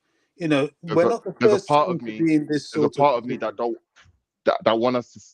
I don't want to say this and I wish us bad, but when the tide does, if it becomes worse than it is, I don't want us to sack the manager. I'll believe that is us trying to paper the mistakes that we have made without seeing it through and learning from them properly. Yeah, I would but like the to manager see was this. part of it, though. What manager? Who? Potter, He, Lampard, yeah. Thomas No, Tuchel. What manager? This one? Pochettino had a Do you get? say No. in the Do you get my signings. point? Do you get my point I'm making here? We are going to go back into that cycle. Tuchel was the problem, wasn't he? Then it was Potter was the No, problem. Then it was Lampard No, the but problem. let him. He explains something. His point is that if we sack the manager, then it just yeah, doesn't for make the young sense. We'll be But back. signings. yeah, We'll go be ahead. back. We'll be back to where we are again. The point I'm trying to make is we don't sack the manager. We let this manager see through the same wax lyrical we were giving him when he come in, aura and all of these good things. Let this guy work. He's been assembled a whole new squad from scratch, and he has to deliver with high expectations. It's not really easy. I'm gonna have to give that brother time. I understand we're not good enough, but I'm gonna have to give him time to make us good enough. But will the Chelsea fan base do so? Because if we don't, we're going to be back here again next year. We're going to be speaking about another manager you're going to want by December. He comes in by next year. Then you're going to be saying we want him out by next year. Then we're going to be repeating that cycle till 2030. Do you know what I'm trying to say to you? We don't want to be doing that. We need to stick with one and keep it going. So this is our level. We can't paper over the cracks. We can't blame Mason Mount, Kai Havertz, Graham Potter. We can't blame those guys no more. This is the squad we have here, yeah. So we need to work with them and support them and hope we get the best out. So hopefully in the next few years we're back with the engines rolling. Right now, I'm not gonna lie to you guys, I don't see it, and it's fine. Roman gave me a lot of memory, so I could still go back to my memory bank and say, oh, I remember those days. Oh, those days. I could still have that. So it's not all gloom and gloom. All right, let's bring it back to the topic. Jesse, you're here. Your thoughts on Enzo playing in the 10th position? I get it. The argument, some people in the chat saying he played there because, he's the most creative on the team right now. But I'd say, I'd rather him playing it. He can still create chances from the deeper position because he will have the independence or the freedom to be wherever he want to be on the pitch. But from again in the 10th position, he sees the pitch less. And in my argument, the more he sees the pitch, the more effective it'd be. And I still argue, had he played deeper, I think maybe would have played better than we did. That's just my opinion. So let's get your response to that question, JC. Thank you for joining, by the way. What do you make of Enzo playing in that position? Let's hear you. No, Coach, I agree with the IBZ when he said there's not much big difference between 8 and 10. He didn't have a very good game yesterday, by the way.Maybe he was still, because of the travel and all, he didn't have the best game. And for Enzo, but that's not the first time, though. You remember, right? He's played in a more advanced role, right? Like that. Well, was it against Nottingham Forest? He became more effective when we changed things around and he played operated from a deeper position. But go ahead. And he's played mainly as alternate again, mainly as a 6, not as an 8. Actually, I know he's played as an 8 once for us, and in that game he was effective. And you're correct. Chances are, had it not been for the travels, he would have done better. But still, I would suggest otherwise. But go ahead. If we take yesterday's game, Enzo was not the furthest. Gallagher was. They were almost together up front, and Enzo was more on the left side, but he was not the furthest. Gallagher was in the first half, and then when a few bad passes and all, which happens because the team still is not adjusted to each other's movements. I mean, somebody can blame Gallagher, okay, he gave a pass to Jackson on his back. Maybe Jackson's movement was not how anticipated, but it's all gelling issues. Yeah. So in the second half, he moved Ugochukwu up front and Gallagher behind, because Ugochukwu had a fantastic game as a sitting defensive midfielder, and he removed Enzo because he was not having the best game, maybe tired or other issues and all that. But I think Enzo is more like a regista, who's like an orchestra. He has to have this free role. You cannot. Kuchila, I mean, if you look our game, our style of play, it's a very fluid system. It's it's not like you put 4-2-3-1 on the ground and everybody stands there or sticks to that. It's not like that. I'm well aware of that. Yeah, and Enzo probably would be the most roaming in the midfield. up, down, and more if we plays together with. If you make judgments on one game, then I probably see Lesley made a very good case for himself. Even not even Gallagher, but even Casado. Ugochukwu is playing better than both yesterday's game. But okay, you don't make on one game any judgments because the whole team lacks chemistry. But that is understandable. When you start this preseason, you have one team, then you have new players like Disasi coming at the end of the preseason, having a few games. Then you have literally like Casado has played 2 games. 100%. I totally agree. You're spot on. And half of the team is now ill. So how do you develop chemistry? They are not even training together. So they have to play together and train together. And let me give you something upfront. What is coming? We are going to get very tough run of games. We will be battered in some of the games, and slowly it will be kind of a baptism by fire or whatever you call it. But slowly and gradually we will start. But just remember, I tell you this: those games you're thinking, those things. Let me just say quickly, those games you think are going to be difficult for us are actually the games that people will go, wow, people will surprise us how good this team can be. Yeah, See, that's the thing. And it's a Chelsea thing. We are like and that. if you like, you can use the term charity FC. When the big boys show up, we show up. Does they play? How many here's the thing. we win now? If with this young team and an intelligent manager, I saw intelligent adjustments he was trying to make, as far as I see it.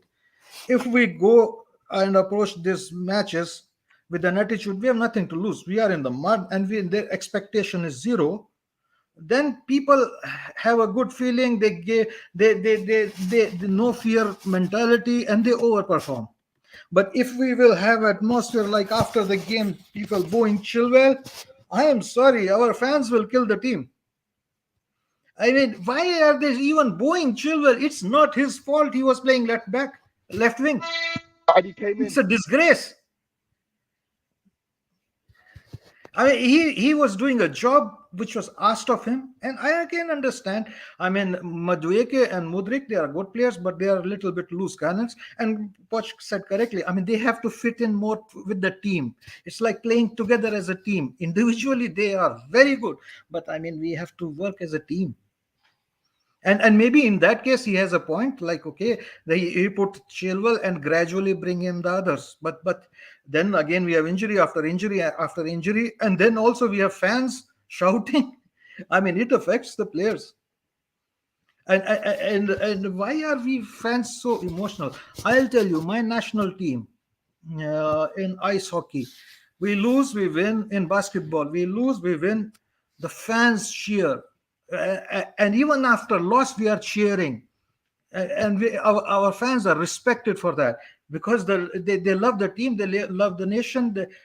I mean, these are not fans who are like after 4 games booing players. Come on, man. Win and loss is part and parcel of the game. You need to be supporting the team and be mature a little bit in all these things. I mean, just like cry babies. I mean, come on. Okay, so then I'm not too concerned about what fans are saying. I just know it's not okay, and I'm going to talk about it and just shut my mouth. As long as it does not because affect I can't the team. change anything. I'll just try to educate people. Look, if you're going to judge the manager, be objective about it, and be constructive. If you want to critique his approach or anything, be objective about it. That's just my opinion. Let me give those in the chat the microphone. We have about should I say 17 minutes around of we want to talk about Lesley Ugochukwu's performance, and thank you for bringing that up. Poch telling players one thing and players doing the other thing is not a good sign. Did that happen? I don't think that happened. And how do we know what Poch told them? And how do we know that what they did on the pitch is contrary to what the manager wants them to do? Why do we have to go all the way down as a newly promoted team? We might as well go to the relegation, especially so early. I know we have injuries, but we can talk ourselves. We can talk ourselves with injuries to be the to the championship, we must improve no matter what. Nobody's saying we shouldn't improve. The attackers are not looking for each other. That may well be the case. I want to know why our head of football director is signing wingers that aren't put that cannot put a decent cross into our. Here's the thing: so many factors. Consider the fact, like JC mentioned, it's a gelling issue. These are not poacher players; these are club players. Basically, investments are for the future. These are poach out fans need to relax. And given what you just said, we must recognize that Poch probably was briefed on the project. He knew the signings were going to be of certain age bracket, so he accepted it, and he said clearly they discussed the. I think I remember him saying they discussed the project, and he likes it. So yeah, and I don't think they've signed any player without them telling him we want to sign this player, and without him saying get him. It just doesn't happen. In my opinion, you can't sign a player. I get it. We'll have a structure in place that are those that their job is to scout a player, but you have to tell the manager, we want to sign this particular player. What do you think? And they will not sign that player if the manager says he doesn't want the player. So just give me a second. I think, why isn't this highlighted? I don't know if I have an issue now with this. So beyond that, we have next to it. Why isn't it highlighted? Oh my gosh, this is crazy. Just give me a second there. I'm not sure why that's happening. Okay, there you go. Okay, just responding to someone there, calling him Saddam, and I know why he's doing that. Unfortunately, guys, this is giving me a problem right now. But the next one says, if we had all players available, would the former speaker still guarantee 100% that we're still not going to be good enough? I don't know. I don't know who the former speaker is. Yes, and Nkunku back. He's addressing myself. I think he was addressing myself. Yeah, we will never know now. But I mean, if we're saying that we're relying on our season based off injuries, then it's also damning that our squad is even more not good enough. Obviously, we will never know now, so we have to wait till when the injury players come back. And between now and then, it seems like there'll be a considerable amount of time. Probably December, January. Hopefully by November, by the Chile, October, Reece James, what have you, come back, Broha. But until then, I haven't seen these guys play consistently enough. And with the squad we have right now, yeah, we're not good enough, bro. I don't know. Yeah, like Chusky believes that with Nkunku available, I think we'll do better. Yeah, we finally I do too, but proper DM in and put Gallagher next to him. Yeah, Enzo starts as one of the 2 6s. I see somebody in the chat saying that I'm always waffling. That's okay. Here's the thing. If you're not paying attention to my argument, I'm not saying Enzo is traditionally 6. He starts as one of the 2 6s, and he'd be more effective for us there because he operates as a hybrid of 8 and 6, the cover 6 role. He can do that, and he can do that effectively. Given what we have right now, Enzo should be starting deeper. He's more of the orchestrator. We play better when he operates from a deeper position. So I'm not saying he's traditionally 6. After all, at Benfica, I think what's his club in Argentina? He in a 4-3-3 structure here. I think he always plays on the left or on the right. Yeah, it's not an 8 for you. No, he's not. Enzo isn't a traditional an 8. But that's besides the argument. The most important thing we're arguing here is that he'd be more effective for us playing, operating from a deeper position. I get it. The manager, like Martin explained, probably decided to play him as in the 10th position because he feels like he's the most creative available to us. But yeah, you can say I'm waffling. You have right to say that. Coach, I would rather sell Gallagher and keep Hall on. He's not improving at all. That is just your opinion. I think he's improved. Do I think we can do better than him? I'd say yes. That's what I'm saying about Enzo, coach. But how's Poch not seeing that? Also, the player needs to be able to tell the coach where they want to play and be better productive for the team. From what we've heard, Enzo feels like he should be playing further forward, but he doesn't do that for Argentina either. Just because maybe he feels like he can help the team do better if he plays closer to the final third. In my opinion, injury is not a problem. Brighton sold some of their key players, and yet they are still playing as if no one has left. But there's a difference. They didn't lose as many players as we did. Stop saying we don't know how good Chelsea is. We know that with James and Nkunku, we are contenders. It's not mystery. The problem is Reese's body is done. Some people think we should sell him. So I'm going to skip too many topics and you can get to the very bottom because we don't have too much time right now. I don't understand these coaches. Sometimes it's really baffling how they can not tell these things on. They can, but want to do the opposite, or maybe I'm not sure. Just do what they feel is better. Now, Thiago keeping the ball for too long is at times counterproductive. At times, you need to play quicker, incisive passes. Yeah, but you can only do that if somebody provides a passing lane. If that makes sense.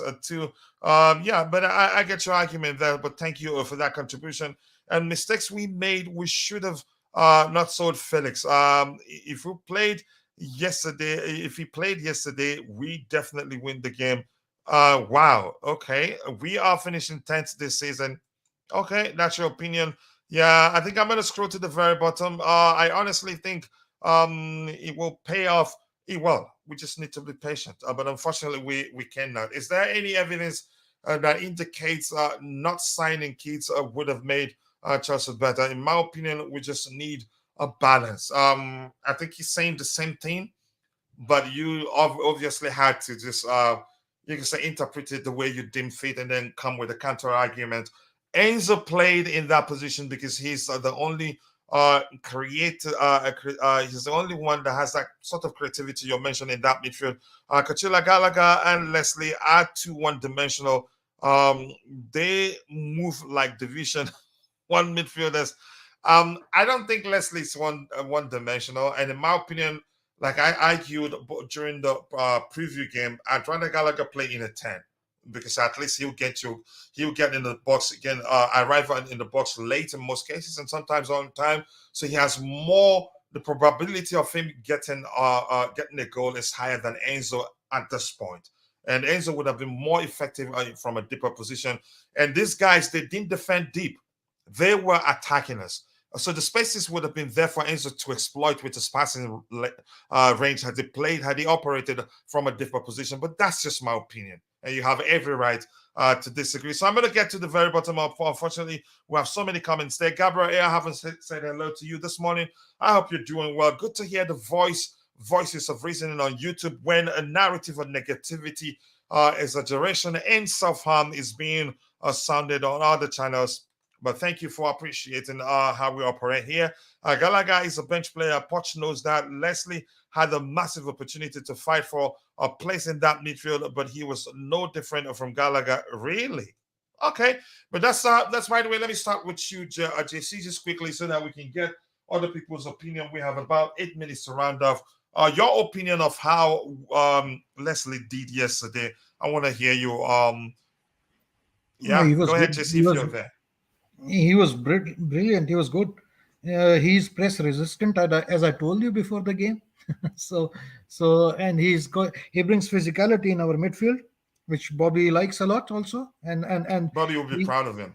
Yes, exactly. He brings really physicality. I mean, he's not bullied off the ball easily, and he moves the ball forward.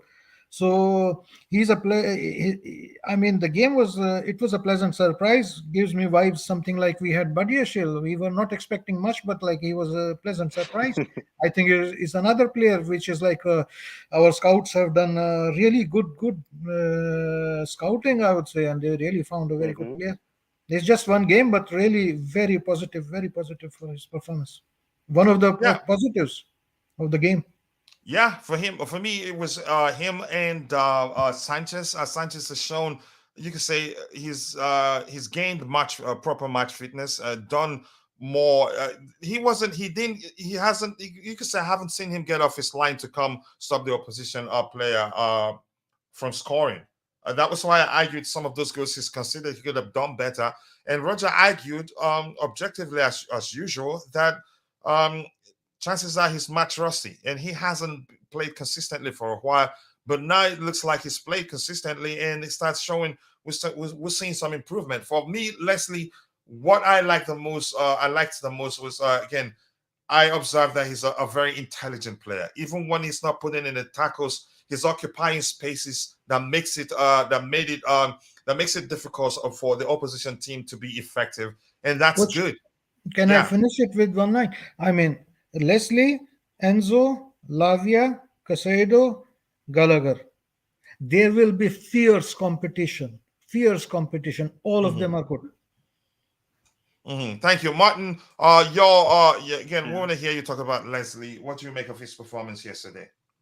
Yes, I'm really a big fan of this kid because when we started being interested in him, I had to research him out and watch several of his games. He's quite he's quite established. He was a DM for a top 4 side in Right. France, and this is why when I heard people saying, "Oh, Santos is maybe favored," I'm like, you haven't watched this guy yet, because he has the composure and the intelligence at that. The physicality is a big plus, being brave, being a bit press resistant. First game, yes, but those are good signs. I also watched him in international break for the French side, and he was brilliant. And we saw several times he was going on to the right to cover for Gusto, and which was quite impressive. Yeah, which was why I say that's a tapping from you. Yeah, having onside. Go ahead. Onside. Finally, somebody does it on me, and I don't think JC will be happy. But go ahead. Yeah, so it's a big plus, and it's one of the reasons why initially when we're interested with the whole Caicedo Lavia, I was like, we don't need a Lavia, although we're getting Tyler Adams at the time, so it was more of a decision between those two. However, this is a big plus, and seeing his development, seeing the way he's coming into the team, and showing what he can do, it's a big plus. Even if he's not going to start in the future when everyone's fit, we know that he could come off the bench in the 70th, 80th minute to see the game out, give us that John Obi Mikel vibes, and yeah, we go on from there. Or we could still sell him out if Santos comes back good and better. So yeah, there are multiple options, but yeah, I'm impressed, and it's good. So we just need him to I keep do up that appreciate level. his footballing intelligence, honestly, overall. Yeah, just need him that's to something keep I up. value so much. I don't even care how tall a player is, how physical they can be, as long as you're an intelligent player. I honestly, you're one of my favorite. But go ahead, I'll let you drop. So areas for improvement would be to become a high volume passer in that position. He was showing up sometimes, but he could always do more. He's young, could always want the ball out and be a bit more brave in hitting out the ball to the other extremes, but I mean like long balls. So increasing his volume of passing in that area would be a big plus, and just being nice, tidy on the ball, and looking for intricate passes to the half spaces. He tried finding Modric a couple times, and also Enzo, but that passage was a bit narrow. So other than that, and I've always known he was going to stay. I've always known if it comes between choosing, if it comes down to the manager choosing between him and Santos, that he will stay, and that's because he's the only traditional DM of all those midfielders there. Experienced as well. Lavia, and experience too. Yeah, helping Rennes achieve a top 4 finish isn't easy. And he played consistently for them.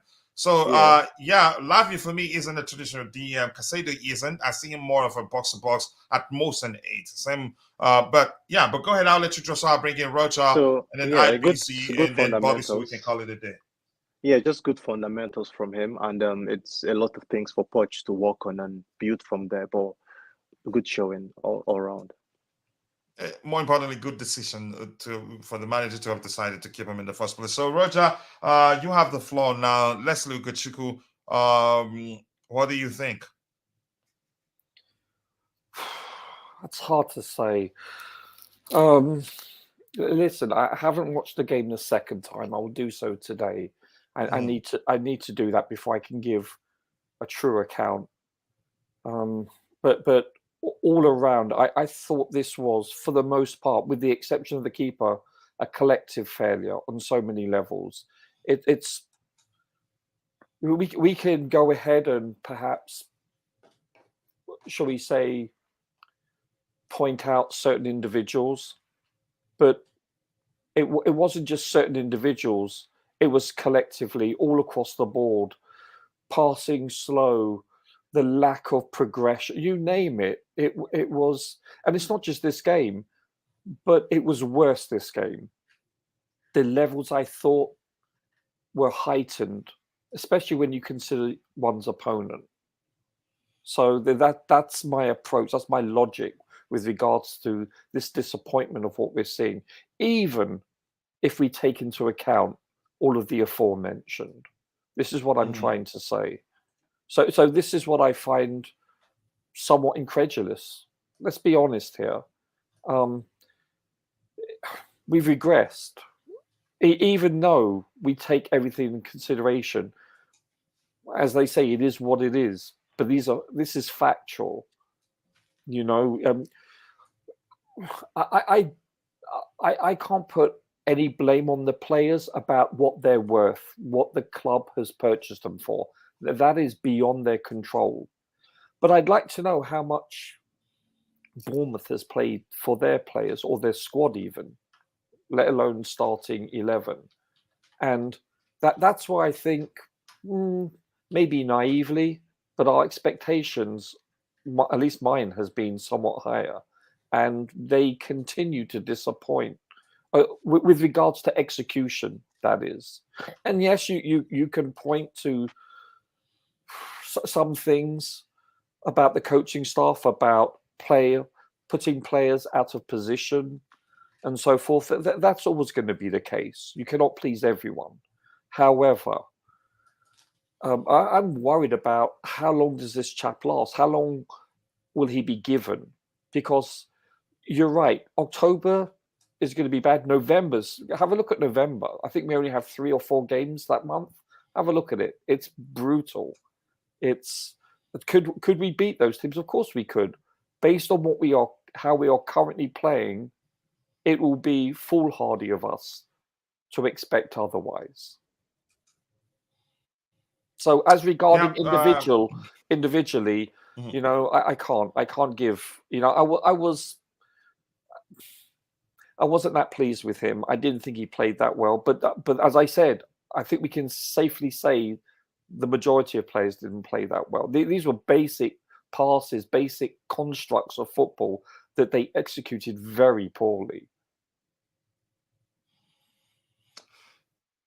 Yeah, we don't want anybody to go to the extent of saying that was our best player on the day. We're trying to see, you can say, just look at the result and still say, yeah, there's still something to look forward to. For me, Lesley Ugochukwu good, and Sanchez, some improvements in his, you can say, from him, and I appreciate that. I don't know if you get the point of trying to see some positives there. It makes sense. But thank you, Bobby. How about you? What do you think of his Lesley Ugochukwu's performance? To me, I'm glad we kept him. More importantly, I've always said he's the only traditional DM we have right now. Others are just people the manager selects to play there, not because they're traditionally 6, but because they can fulfill the role. But you go ahead, Bobby. I want to hear you. Yeah, I agree. Lesley Ugochukwu is a 19-year-old kid and is very, very much a part of what's happening at Chelsea, development. And I think he played well. He was one of the reasons we didn't concede. There was nothing wrong with him. Remember, he's a defensive midfielder. He's not an offensive player. There was nothing wrong with our defensive play. Indeed, there was nothing really wrong with our midfield play. There was nothing even wrong with our forward play. The problem was finishing. Now, pre or post international break, it's never been great in terms of performance anyway, even when we have a strong squad full of mature, experienced, seasoned professionals, which we do not have.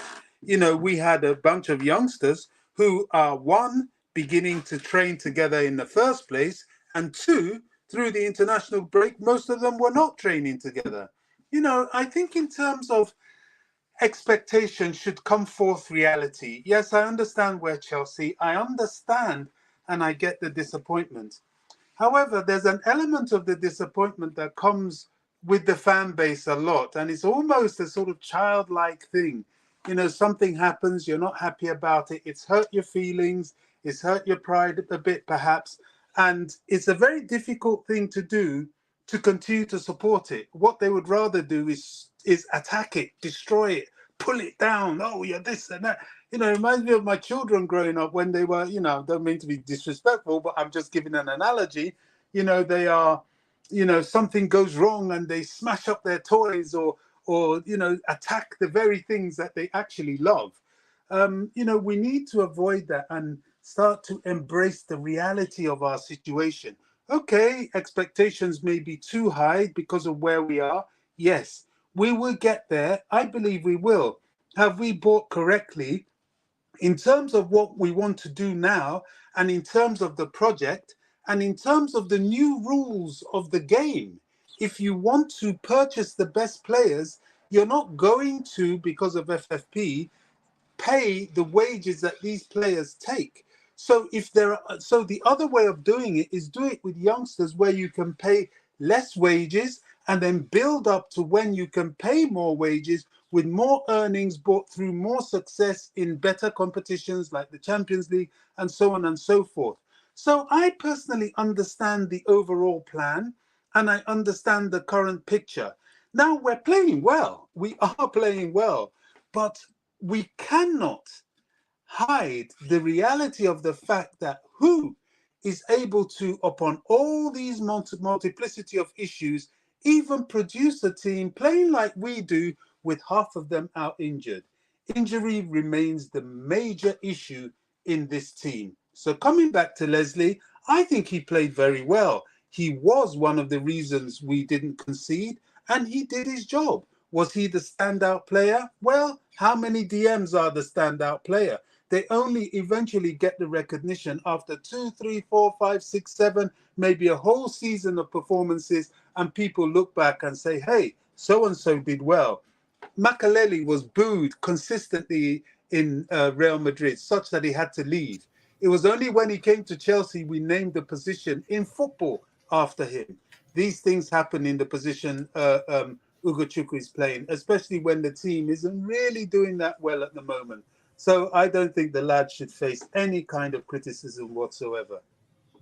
And we're allowed to say, okay, we didn't do well, we didn't win, we drew against a team that everybody believed we should have beaten. But positives are from a 19-year-old who did as well as he did. He actually created this chance. Fine defensive splitting pass. Not every defensive midfielder is able to see that, in my opinion. Nice to see you, Meta First Doom. Always nice to see you. Just say hello to people, get to the very bottom. This is not Chelsea. And I want to bring up something where I see, Ugochukwu as a 6 has to cover the right and left when the fullbacks bomb forward. He was excellent. And I like it that he reads the game so well, occupying spaces that makes it difficult for the opposition to do some damage against us. A moment of appreciation for Sanchez. I know Kepa would have leaked yesterday. Chances are that could have happened, but yeah, Kepa isn't our goalkeeper anymore. So I appreciate the fact that we're seeing improvement from him. It's showing the sweeper keeper side of him, and he's capable of getting to the carpet quicker than I actually suspected he'd be able to do. The aspect that I've always argued that it looks like Petrovic is better than him. Chelsea boy, crosses, coach. He did everything yesterday. Yeah, he did everything. Yeah, claiming crosses. I think it was he to me was our best player. Yeah, he was. To me, like I said, him and Ugochukwu, you could say, they did shine. We didn't win, but again, I give Ugochukwu credit given his age. He carried himself well, and I see also he likes to run with the ball. He likes to progress the ball, no matter how tight you are on him. Big up to you too, Michi Boy. Once more, please go check out Michi Boy's YouTube channel. Help him to get to 1,000. Let's say 1,100 or 1,200 as soon as possible. He's getting closer and closer to 1,100. I don't know if it's going beyond that number. Michi, let me know. We have, I guess, Bournemouth is benchmark now. No, they're not. Good morning to you too, Chelsea boy. Nice to see you. And the coach, the debate about injury is unacceptable excuse. Only 3 players are starting among the 11 player. Nkunku, Casado, and James, but Gusto has covered well. Defensively, yeah, he has to improve offensively, but he's shown that he has in him 2 assists. Was that in a single game? I can't quite remember. So technically 2 players. I think I get your point. I was tempted to start seeing it that way, but I said no. I have to be totally objective here. People should stop judging players on game by game. Football doesn't operate like that. We're not saying that means he's the best player in the world right now. But given that game, he did well. So you were allowed to say that. Let's see what else we have here. Keep dropping the likes on the stream, people. The likes do go a long way. Roger, you're being such a downer. What did he do? Kachila, Poch urgently needs to fire his lawyers and invite Roger. Something isn't right. I haven't gotten to that point to suggest that Roger go check whether he needs a lawyer.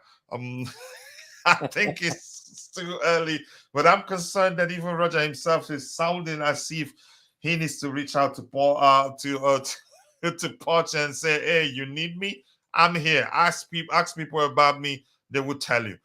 Alan Pardew, Premier League is always about now, but not about the future because the pressure will ruin your team. That's a solid argument because at one point the negativity from the fan base will get to the players. Hopefully we have a way to shield them from that because if we're done, if things don't start going the right direction soon, it will get to them. You can say, well, that's one of the reasons why Potter wasn't able to fix the team. Even when he had everybody back, they were low on confidence. But I can confidently say he hasn't gotten to that at this stage. Roger, were you saying something? Sorry, it's Bobby. We really have to, coach, because now we really do have children playing, and this toxicity in the fan base will get to them because they're all over social media. They're seeing this SHIT, and it's very unfair. You know, mostly a lot of people that are a lot older than them coming out, slaughtering them, slaughtering the team, slaughtering the ownership. And words are impactful. Words matter. So if we are supporting, and I underline the word supporting Chelsea Football Club, we must be objective about it. You know, everybody has opinions. Everybody gets hurt. I'm so happy, you know, I wasn't well enough to be listening to all this BS anyway. So I've only sort of recovered and I've switched on to it. And I'm thinking, my goodness, you know, I just switched off and tuned on to this. But we must be a little bit more objective, a bit more empathetic, a bit more responsible. Yes, there's pressure. Yes, we need to win. Gosh, I know we need to win just as much as anybody else. But we're in a process, and there's a reason for this process. And we can't keep spitting the dummy out of the pram every time something doesn't go right, because it's going to happen in this process, especially without half the team injured. Gosh, we're already climbing uphill while we're climbing uphill, if you know what I'm saying. Yeah, thank you so much. I appreciate you. With that, we've come to the end of the show today. I want to say thank you to all of you that every one of you that's found the time to join us this morning. It's been an excellent discussion, as usual, respectful. Even though our opinions differ, we still listen to each other and learn something, and then present our counter arguments respectively. Thank you to Chelsea. I appreciate you, Lamfiel. I appreciate you. Much love to you. Let's see who else we have here. Metal First Doom. I appreciate you. And who else? JC was in the house in the blue. Tiff again to all of you. And who else? I hope I don't miss. Again, if I miss your name, apologies. I'm only human. See you guys next time. God bless us all. And bye. And more importantly, things have changed. My in-laws are back, so we'll be streaming as often as possible. So get ready. See you guys next time, and cheers.